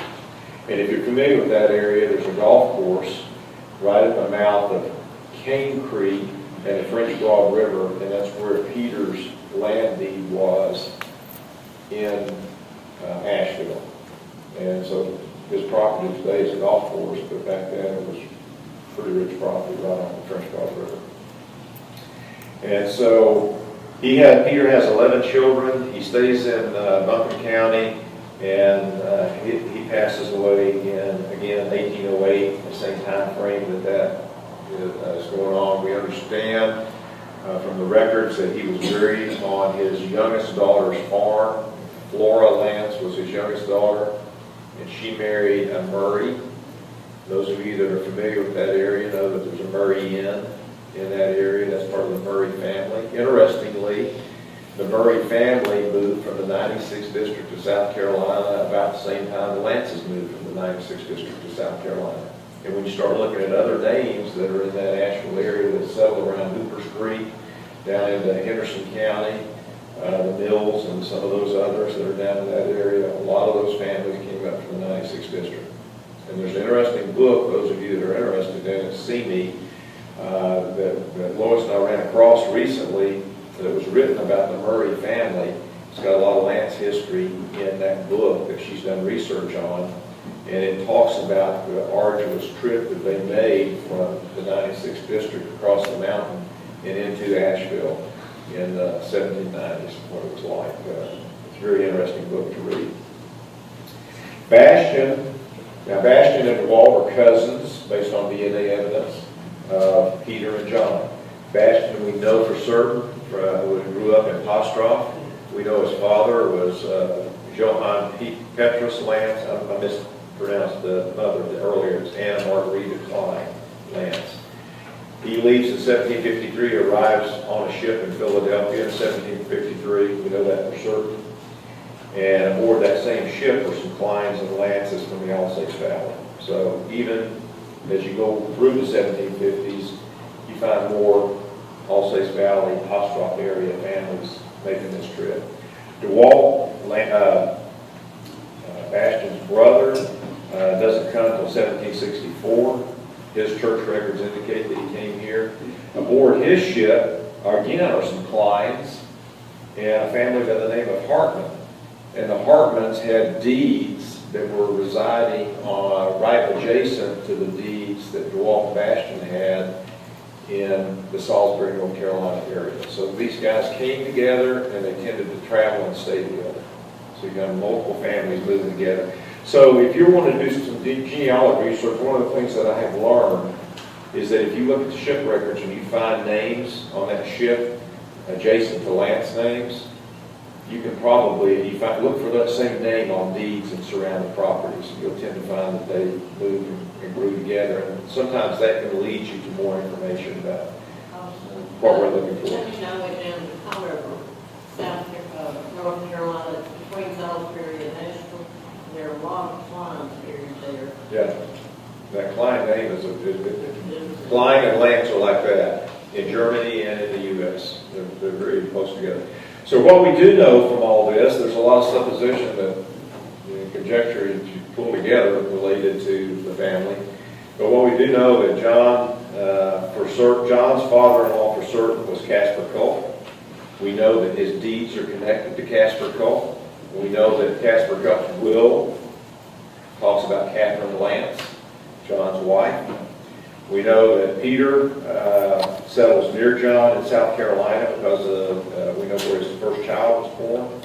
We know that Peter and John stay close together and end up real close together within 10 miles of one another on Crane Creek, which runs from Salisbury into, I forget what river that runs into over there. And then we know for certain that Bastion and DeWalt settled in Pennsylvania. We found deeds on them in Pennsylvania. And we know that they transitioned from Pennsylvania in the 1780s to Salisbury, North Carolina. We know that Bastion and DeWalt's names and their children's names show up on church records. There's a church just south of Salisbury called the Oregon Church, O-R-G-A-N, Oregon Church. Pardon? Lutheran. It's a Lutheran church. And they were involved in the start of that church. Actually, there's some records that show when they built that church, it was a stone church, and they used oyster shells to help create mortar. They broke the oyster shells down and created mortar, and used that to adhere to stone. And there's records of Lances taking wagons and going to the coast and bringing oyster shells back to build that church. And so it's got some interesting history there. If you've never been to Salisbury, you should go there. Definitely go to that church. Bastion and DeWalt are buried in that cemetery at that church, and the church still stands today. There was another church there that was called the Dutch Creek Lutheran Church, that's no longer standing, but there's a church that was built on its grounds, and I can't remember the name of that church, which is Crane Creek, is just a little bit north of the Oregon Church. Right? When you went to, old Germany, you said in those records now, what about the fifth one? When they said was the fifth? Well, there's always been this question, was there a fifth one that came? And the early stories were that there was a fifth Lance, and you see from some of the ship records that we went through, there are a lot of other Lances that came on some of those ships. So it could have been a Christopher, it could have been there's several names that show up there. Yeah. The one name that tends to go through our families on all four of those relatives, John, Peter, Bastian, and Walt, the name John goes through all of them, the name Peter goes through all of them, the name Henry goes through all of them. So we tend to believe that that's the way it tends to flow. That if you look for John Hendrick Lance, that might be his middle name. Yeah. And so we tend to find them named after one another. We know that Peter named his oldest son John Henry Lance. We know that John Sr. named his one of his sons John Lance Jr. So we know that name, and John Lance Jr. named one of his sons John Henry Lance. And Samuel Riley Lance, who moved here to Blairsville with John Henry Lance, his older brother, named his son John Henry Lance. And I think Bud's going to talk about that John Henry Lance. He's the preacher that shows up in Blood Mountain County. So you see how the connection kind of comes together. Those that arrived in Pennsylvania stayed there for a while, and they transitioned down, and you can see this is kind of a county picture of what it looked like. This is, if you came down in America, if you were in Philadelphia, Pennsylvania, this is Bastian and DeWalt came down the Great Wagon Trail, which was down along the Shenandoah Valley. They cut across and came down into North Carolina, and they settled here in the Rowan County, North Carolina area. This is where Casper Culp lived. Right there is the Catawba River. If you know where Fishing Creek comes into the Catawba River, there's a V shape there. You see that V shape? Casper's property was right about in there. John's, or Peter's property, we think, was over in this area. They transitioned to this area here, so all four of those individuals are living right in this area in the 1780s. Three of them stay here, and then we find that Peter comes back down to this area, moves further down into here, the 96th district, and then moves up into Asheville. That's the path that they took. And if you look at the state of South Carolina, this is an older map of South Carolina. This triangle that you see right here, this triangle is noted for German development. So as Germans came into this area right here was heavily populated with Germans. You can see this is the 96th district. Right there is where Anderson, South Carolina is today. So we find that Peter moves from here. His son moves from here to here. We find Peter here before they all move to Asheville, and the Asheville trip kind of goes up this direction into Asheville. So we're gathered here today to really learn and get to know one another and kind of celebrate the history of these four individuals that came here in the 1750s and hear with the results of those four individuals today. And so it's an interesting history to talk about.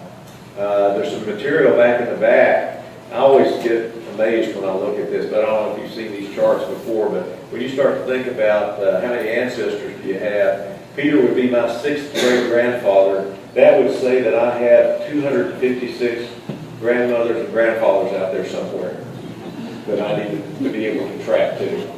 And if any of you have ever gotten on Ancestry.com, you take that tree that they lay out there and you start blowing it out, it's real easy to see how exponential this thing grows. So if you can track your family back to your 10th great grandparents, you're going to find almost 4,100 grandmothers and grandfathers out there that you're related to. It's huge, amazing.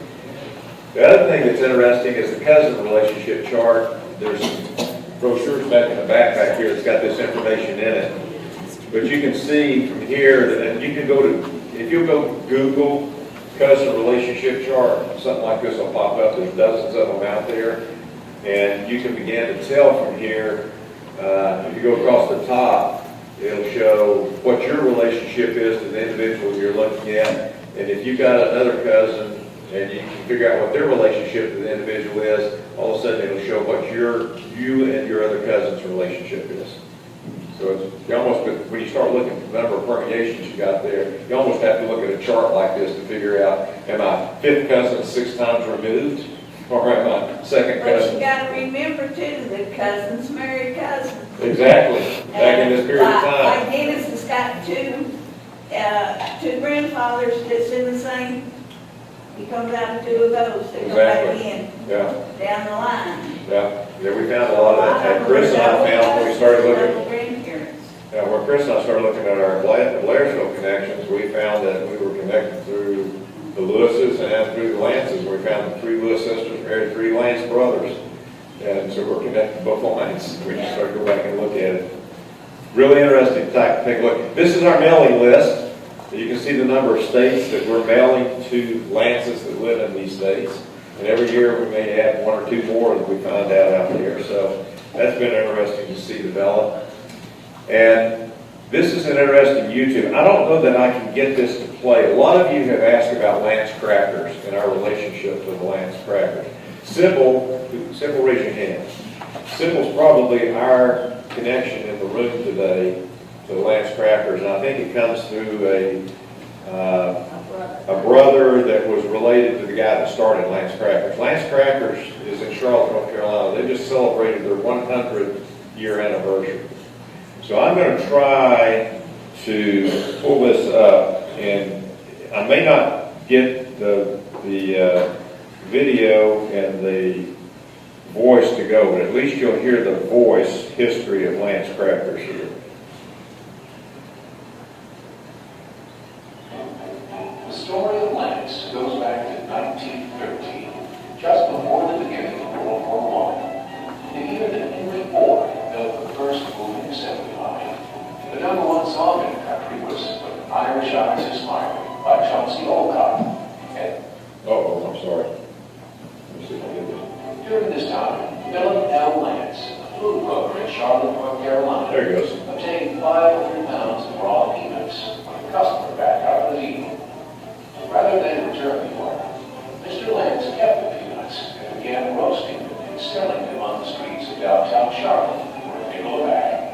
In 1950, Mr. Lance's wife and daughter came up with an idea for a peanut butter sandwich cracker. It is believed that this was the first such combination sandwich cracker offered for sale. This eventually became the flagship product of the Lance Packing Company. Business took a boost during World War I, when Charlotte became the site of a huge military training base. The population of the young soldiers at the camp actually exceeded the population of Charlotte at the time. The soldiers at the camp, of course, loved the Lance peanut butter crackers and were among the company's best customers. Packaging and selling this product proved so popular that an assembly line was created to keep up with demand. Quality and value coupled with customer demand led to a steady stream of new products delivered by dedicated, hard-working employees. Even the worldwide economic depression of the 1930s failed to slow Lance's growth, and as a result, Lance was one of the few companies that grew and prospered during the Depression. Key new product introductions at the time included Choco Lunch and Butter Toasty in 1935. By the beginning of World War II, Lance was expanding into stores across the region. Drugstores, groceries, and service stations were the first core customers for Lance products. During the Second World War, Lance produced special packaging for his products so they could be shipped to troops overseas. After the war, Lance continued to grow and eventually launched several new items, including saltines, peacock, and banana lunch in 1953. By 1960, Lance was big enough to start the construction of a new state-of-the-art bakery in South Charlotte. Business during the 60s was driven by an aggressive expansion of the company's sales territories that moved Lance far beyond its original regional orientation. New territories were opened in Tulsa, Oklahoma City, Kansas City, St. Louis, Pittsburgh, and Orlando. By the end of the 60s, Lance products were sold in 27 states and the District of Columbia. Through the 70s and 80s, development of the brand came in 1982. Lance developed a new packaging idea called the Home Pack. This idea was specially designed for supermarket sales and helped increase sales dramatically. Lance was now firmly established as a key player in the supermarket segment. After extensive research and product development, Lance introduced a snack-right, low-fat, and low-cholesterol line of snacks in 1987. Lance was at the forefront of developing products that dramatically reduced the levels of saturated fat and cholesterol in response to growing public awareness of the need for healthier snacks. Throughout the 90s, the brand continued to grow with aggressive sales, creative marketing programs, and solid distribution. Lance also did not stop innovating and adjusting to the needs of its consumers, with the elimination of trans fats from its products in 2004 and the introduction of whole grain sandwich crackers and 100-calorie packs in 2009. Lance grew from a one-man operation to a core brand for a leading snack food company. During its long and distinguished history, Lance has survived economic upheaval, world wars, and revolutionary changes. Through the dedication of making quality products, Lance has been making millions of people and families smile every day. Lance products are based on a philosophy of building community, supporting each other, and delivering superior quality snack foods that have all the goods baked in. So that gives you a flavor for a little bit about the Lance history related to crackers anyway. Bud, why don't you come up here? Let's get you introduced.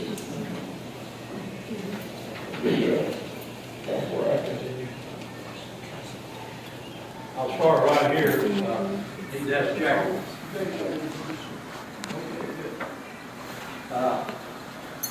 I'm Bud Akins, and I got some stuff I want to pass around here that everybody look at. This is a book on Charles Hill, Jack is and a friend of mine. And he got something to sell, so I'm going to pass this around and you look at it. It's got a lot of Lance history, so Christy will start that way. And we'll go there. And I have my wife's young Harry Daniel, Mary Carol, and a sister to the commissioner here in town, Mark. And she lives with young Harris. This is also Jack Lance's book in there. I'm going to pass it this way and y'all look at that. And then I got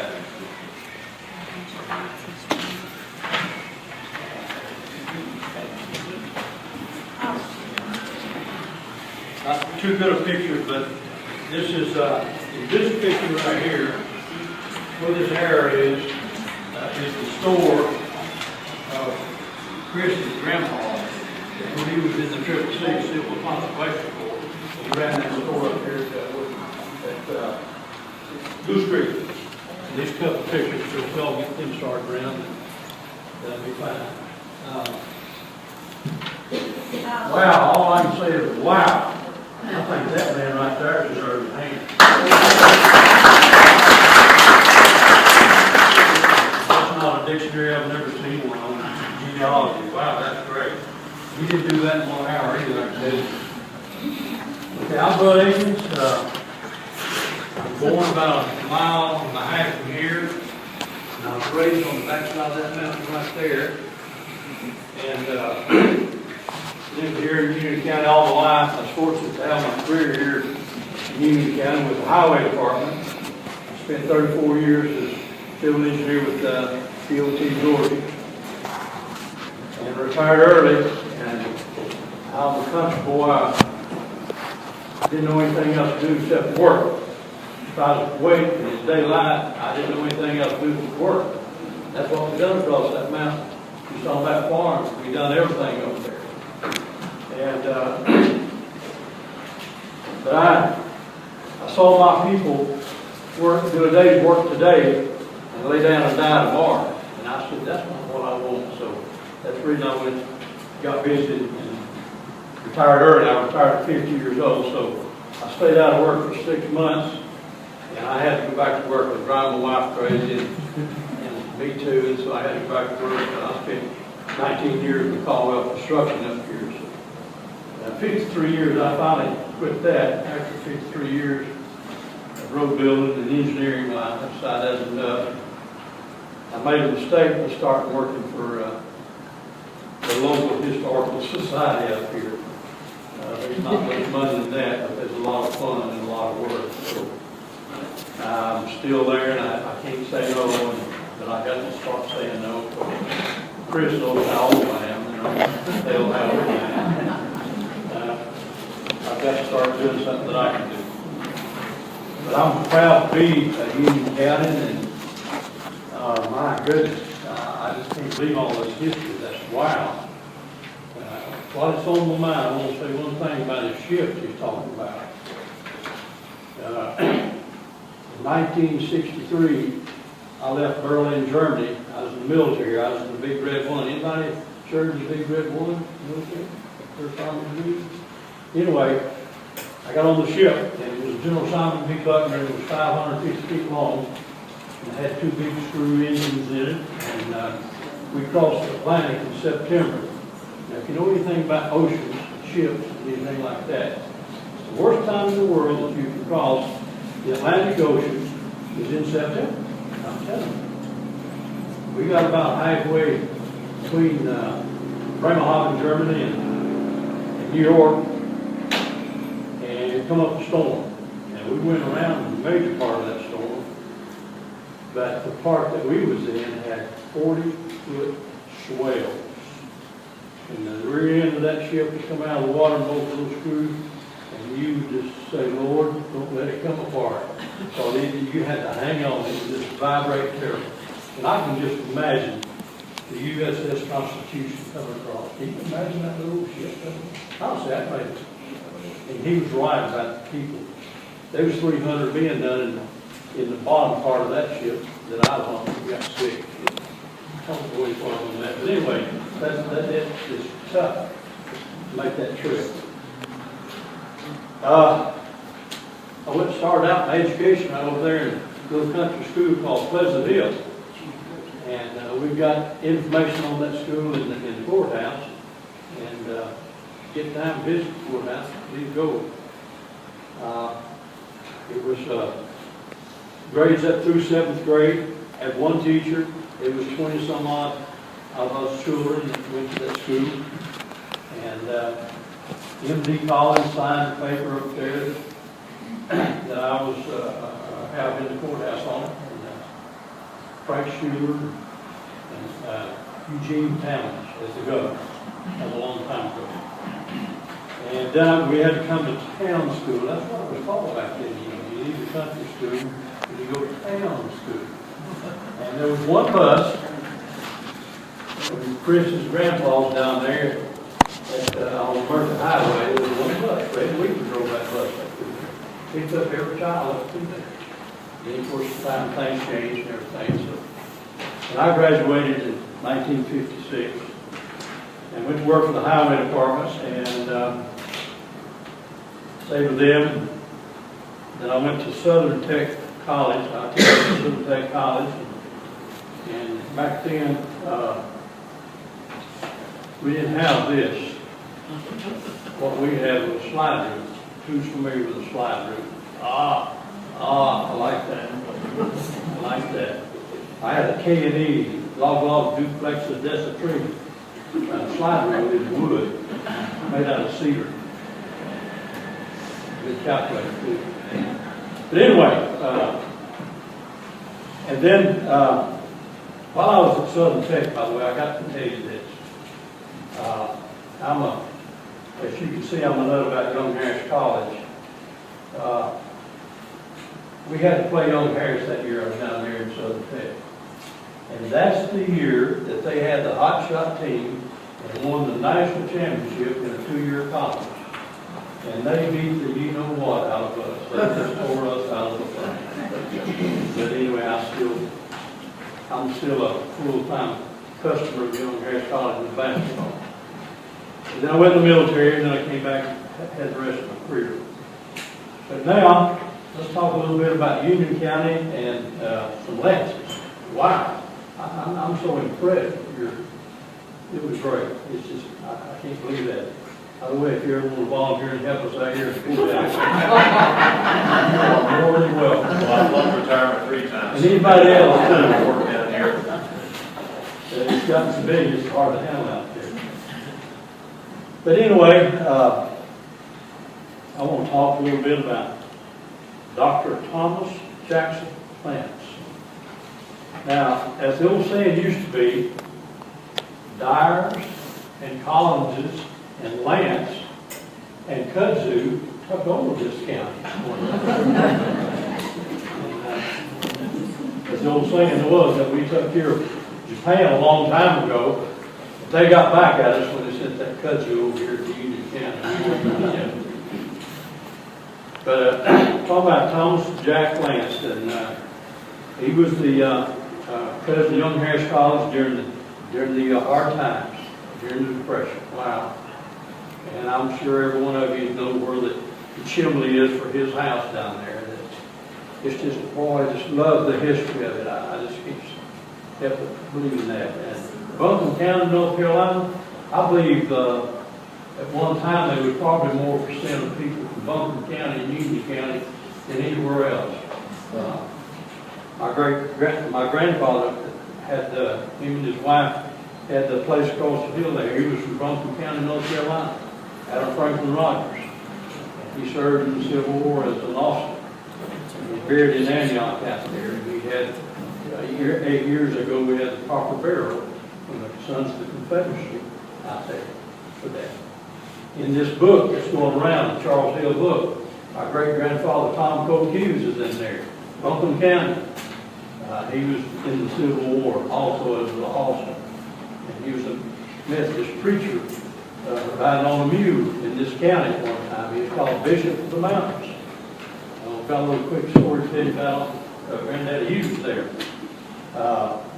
Back then there wasn't no cars, and so he rode that mule to Towns County on Saturday afternoon to preach a sermon up there in Towns County.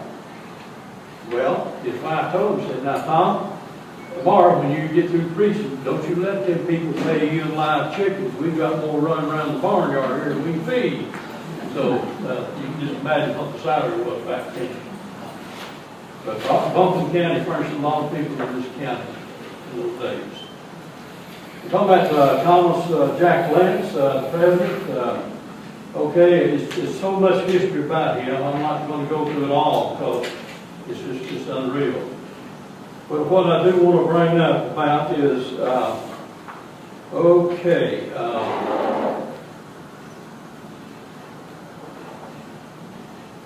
the Reverend John Lance, 1834 to 1890, who was brutally murdered by moonshiners after returning from a preaching assignment. Jack's father, Jim Lance, spent much time and effort in trying to bring proprietors to the crime to the justice and get it made. And Charles Hill's book, if you don't have that book, you better buy one because it's wonderful. And try to bring that to justice. And that was a big thing then. That was big. And, the man got blamed for thinking that he had reported these people to the law. I'm going to tell you something, folks. I don't know of any steals in Union County today, but I've seen my share of it. Because when I surveyed roads in Union County and such and everything, I won't tell you how many times I saw them. And I'll tell you, you don't mess with those things. You can leave those people alone. But you got shot. Now, C.R. Collins, there he goes, part of the bunch with the kudzus. He showed me at one time, long before he died, where the tree was up there, Chris, where the man was standing behind when he shot the man. He said, "That's the tree right there." And so history is history. I can remember when I was in the 50s, I was making a survey, me and my men over in Sussex, in Hoover Road. And I was out front making my delta points to the survey. And I happened to get up real high up there and heard the streamer running, and I heard some voices. And I eased around a little bit, took my time, and just got around that tree and looked. There was a whiskey seal running there. And they were working. So I went back down the road, told my man, I said, pick up that transit, let's go. He said, why? We just got here. I said, get the truck down, let's go.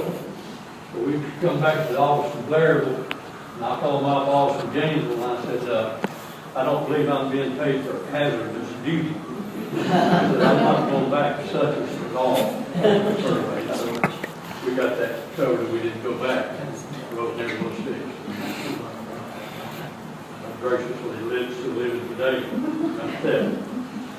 But that's quite a bit, and I'm telling you, Charles just done a wonderful job in explaining, and it's got so much stuff about this in that book. You got to have it.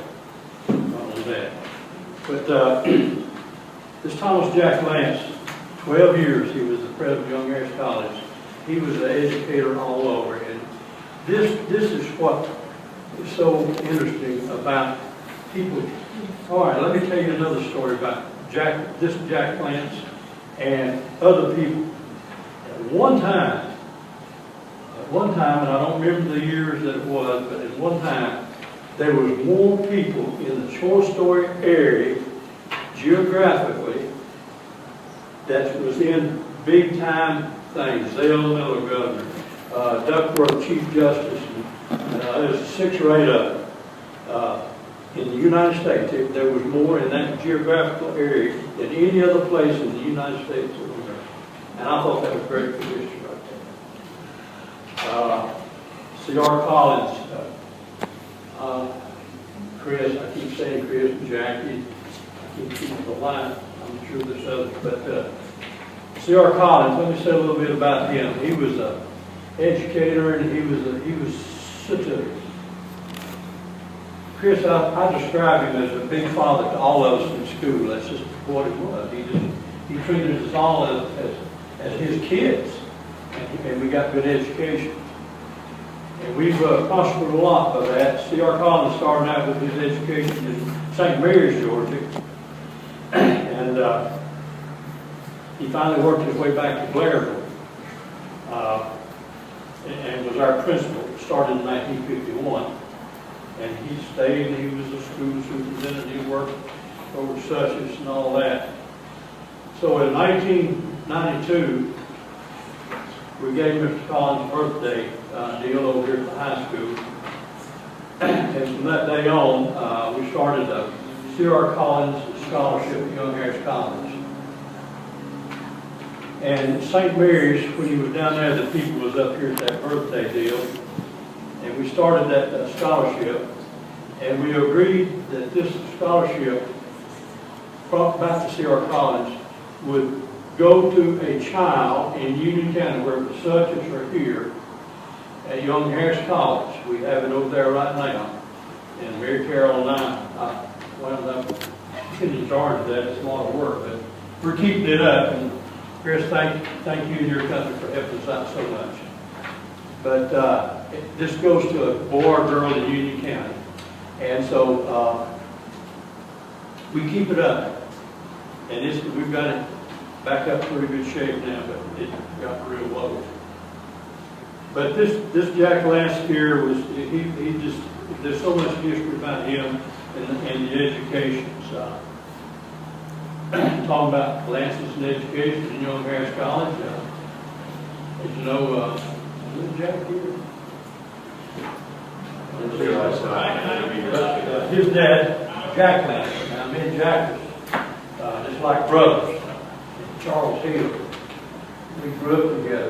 Everything we done, it was all the same thing. We was on the same basketball team together. And I know I lived down the American Highway there. His dad called him Mercury. I don't remember what mom was about his old. Huh? Somebody say that? I think I was outside. Okay. Hadn't got my hearing aids, but we got to put them in while I go. Got the ear messed up in Berlin. Anyway, Jack had that old Mercury, he'd stop by and pick me up now, and we go to the Blair basketball games. We had a lot of fun back then. We were the first team that went to state playoffs in Macon, Georgia, the high school, in 1955. First time we ever went to the state playoffs. Charles, just all the local guys that we had on the basketball team. But Young Harris College has produced so many people that it's just been wonderful for this college. And this man, you read about him in his times at Young Harris College. Can you just imagine him trying to educate children at that college during the Depression, when people in sometime in this county were just about to starve to death? But he made his way. He went out of his way to educate people up there at the college, and it's paid off.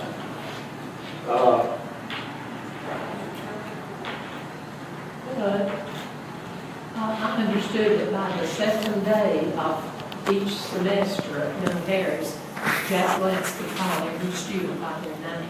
I don't know how many students they had, but he could call them all by name the second day. You talking about Jack, my friend? No, Jack that was president. Oh, the president. Oh, yeah, it says that he had a brilliant mind, and he must have, right before he died, that he could just still quote all kind of names. That it was unreal, they said, about his mentality. It was great that he just keep on and on and on. It's just wonderful that he was that way. Yes. When I was young, the Lance house down at Lance Crossing, not standing now, was a rental, and some of my relatives lived in it. And the upstairs was pretty much abandoned, and I used to go up there and prowl around, and a lot of Jack Lance's papers were just scattered out there, and I would read them, and it was the Jack Lance, who was the president of the college. I want to know something. Can anybody tell me how, I know that, Chris said, Orvin Lance, Blue Ridge, I believe they told me that he and Jack were second cousins, but I don't know exactly, and I mixed you on some that too, to him time, because I want those Lances. I want all of them in Blue Ridge, and I don't have them. I mean, I know a lot of them in everywhere else, but I want to try their head. I've got 3 John Lance Jr. books that I've made, and I've got Jack's information in there, but Y'all just look over here at this paper to check and see.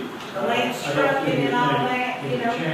The second family of the other family, this Jack Lance. Yeah. Bruce Lance, and those people to that. But I would assume that Orvin would be Charles Lance. I know you married a local girl up here a lot. But they are part of it, because when Ted's son died, they gave memorial gift, yes, they are part of it. Okay. But I don't know how to fix it. See, I think that's why I want that connection there. I believe somebody said they were second cousins, Okay. but I don't know how that We're connection. getting that up to that modern day right there. We will sometime check with the genealogy people there at the courthouse. I've done. You have, Which courthouse you talking about? I'm talking about the old courthouse. Hey, I got more than they got on me. Okay, good. Send us a copy of it we need. My books are all designated to go to, after my dad, to go to the UK Historical Society. All the ones that Edward was born Cook Street, my mom's born Dawson County, all mom's goes to Dawson County, and all daddy, whether it be things put beside the Harkins, Towns, or Lance's, they'll be coming here. But tell us about that, man. This guy, and he had one son, Bert Lance. Okay, I'll tell you about Bert Lance a little bit. What's that? Oh, okay. Like I said, Bert Lance. He was one of the most intelligent people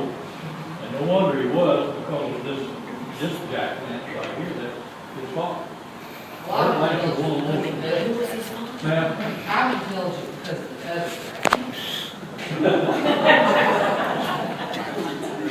But, Bert Lance was, a very intelligent person. One time he was my boss because he was commissioner of the Department of Transportation in St. George. That's when I worked for him. I had a lot of respect for Bert Lance. Then he was also on the cabinet with Jimmy Carter in Washington, D.C. Jimmy was the president. Bert Lance was so smart up there, and I'm going to close this out pretty quick behind what I'll say. Bert Lance was so smart up there in Washington, D.C. that some of those folks up there could handle it. And they, you know, the news media is 50 to death. I am so glad that Jesus Christ is not alive today because of the news media. It's 50 to death. And so they jumped on Bert Lance. They finally got him out of Washington, D.C. I'm telling you, I don't think it was right. I know what Bert done, what they said that he done. He was full of call for. Anyway, but he was very smart, and Bert's been up here, spoke to the people in Union County, I know, picked him up there before we flying here. And then we had, the last time I saw Bert Lance before he died was Carl Caldwell in this county was, that's another name that goes to kudzu too, is Caldwell in Union County. But Bert came up here when Carl was home. We had a big deal at the courthouse, Carl Caldwell. And so I still had, I'm a patch rat. I'm a nut. I packed everything. I keep everything. So I went through some of the political stuff. I found a thing that one time said Bert Lance for governor. And a lot of people tried to get him to run for governor of St. George. And so I took it to him that night. I said, Bert, do you have one of these? He said, no, I've never seen that. So I gave it to him, took him to the desk, and he got there. So Bert Lance for governor. But anyway, I want you to know that I think the world of the Lance family. And I'm so impressed. I'm so impressed with your having your so much time today, tonight, and tomorrow. We have a Rogers reunion. We're going to have next month our 45th Rogers reunion down at the Bracket House at the bank. And we just do it for one day and go on then. I like what y'all do. That's good. Keep it up. Don't let it down. But if you're not from Union County, I welcome you to Union County. And come back anytime you will. Anybody got a question for me? But I'm impressed. I am really impressed with Austin with what he's brought up. That is awesome. Thank you so much.